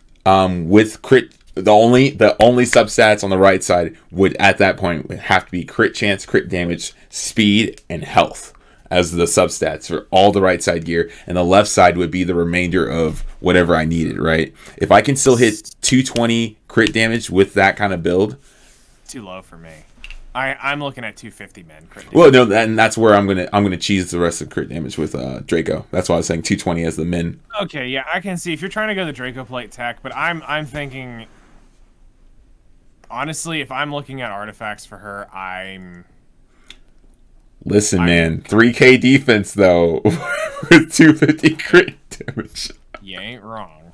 With the defense buff and vigor, I'm pretty sure let me look at that damage calc real quick because I'm actually curious now what kind of damage we're talking about. If you can hit that. Like that's some really high gear. Probably not high gear score because defense doesn't roll high as far as gear score is. I would say. I mean, if you're pushing 2.5 with 250 crit damage, it's gonna hurt, but defense doesn't do as well as other ones. No. Well, what makes her so good is that the defense spin on her S3. S3. I mean, I may end up doing some stupid crap. It's 18K. It's nasty. With vigor. That'll kill most. Vigor defense buff, that's 18K. Without vigor, it's 15K. Still nasty. And but good luck rolling that. Yeah, that's very specific rolls. Yes, it's very. That's very, very specific rolls. You're rolling a lot of defense. I mean, you don't even need to roll extra defense on the right side. No flat defense. Only crit chance, crit damage, and speed. But you're also going to want enough speed. I would definitely be running either a speed set at that point or revenge just to get that extra speed bonus because you're not going to be getting anything. You would minimum maybe get 170, 180 maximum if you're running defense boots. Even with like 17 speed on them, 20 speed, you have to roll like 17 plus speed on those boots. And then the question is how easy is it going to be to kill that unit? Like realistically, like her being slow. With how her, easy is it to kill it? If you, let's see, let me see real quick. Because I have the ability to look at like. If I had a triple defense, you're probably not going to be running very high. It's like defense is great to only such a good point, and then it really becomes useless because if you're low health, you're low health. Mm-hmm. I mean, we're already talking Rimuru can 10K. Yeah. Like that. And goodbye. So if you're anywhere near that and you've been slightly chipped along the way, it doesn't matter if you have 3,000 defense. 10K flat is still going to ruin your day. If you didn't go anywhere on crit damage per se, right, you could probably hit higher HP, right? I feel like that's a waste. Crit damage is actually where your damage is coming from. Yeah, your damage is coming from the crit damage, but this is a little tricky. Because I don't necessarily have, I don't think I have boots that are defense main stat with damage substats. Right? I've got one pair. I have, and they're pen. So I have one right now. Okay, let me see what happens if I do this real quick, because I'm pretty sure I can pull it off slightly. just ever so slightly of maybe a revenge. So now Revenge is definitely something I was looking at doing. So now I need a high crit damage. So I can hit probably 3k. The HP would be trash though. The HP would be absolute trash. We're talking 12k maybe? 12k? With 3k. But the speed's also trash, right? We're looking at like 120 speed. Oh yeah, that's easily killable. Yeah. Yeah, that's my thing with Sermia is you're gonna have to really dial it in. The good news is for the people that are playing out there playing with Pierre, you just throw a set of speed gear on her and she's fast. Yep. And with the units that are coming out, you know, there's gonna be some cool stuff. I know we're wrapping this up, but I'm just gonna say briefly those leaks. If any of those units are units, oh my god. Listen, I really want How Wrong or whatever her name is to be a unit because I've been wanting someone that can throw hands for a long while because I love my bruiser characters like that. Ken, ML Ken, Yep. Ainz. I love their designs. Batiste, Lena.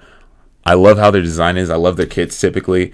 It's very hard to make them viable in the current meta. So it's just like if they give me a meta unit that throws hands, I don't care. We're going all in. You're going all in? Nice. Yup. Alright. Well, for me, I think it's time to bow out. Alright. Thank you guys for watching this video. If you guys haven't already, like I said at the beginning, go follow Knight. I'll be posting all of his information in the description, in the beginning of the video, probably at the end of this video. Heck yeah. And thank you for having me on. It's been a lot of fun, and y'all take care. All right, peace. What is up, everybody? It's your boy Z5. If you enjoyed the video, please leave a like, comment to see what you want to see in the next video. I'm always trying to create more content for you guys, so in order to make better content that suits your guys' needs, I just need some feedback from you guys down in the comments below. Thanks, and see you guys in the next video. Peace.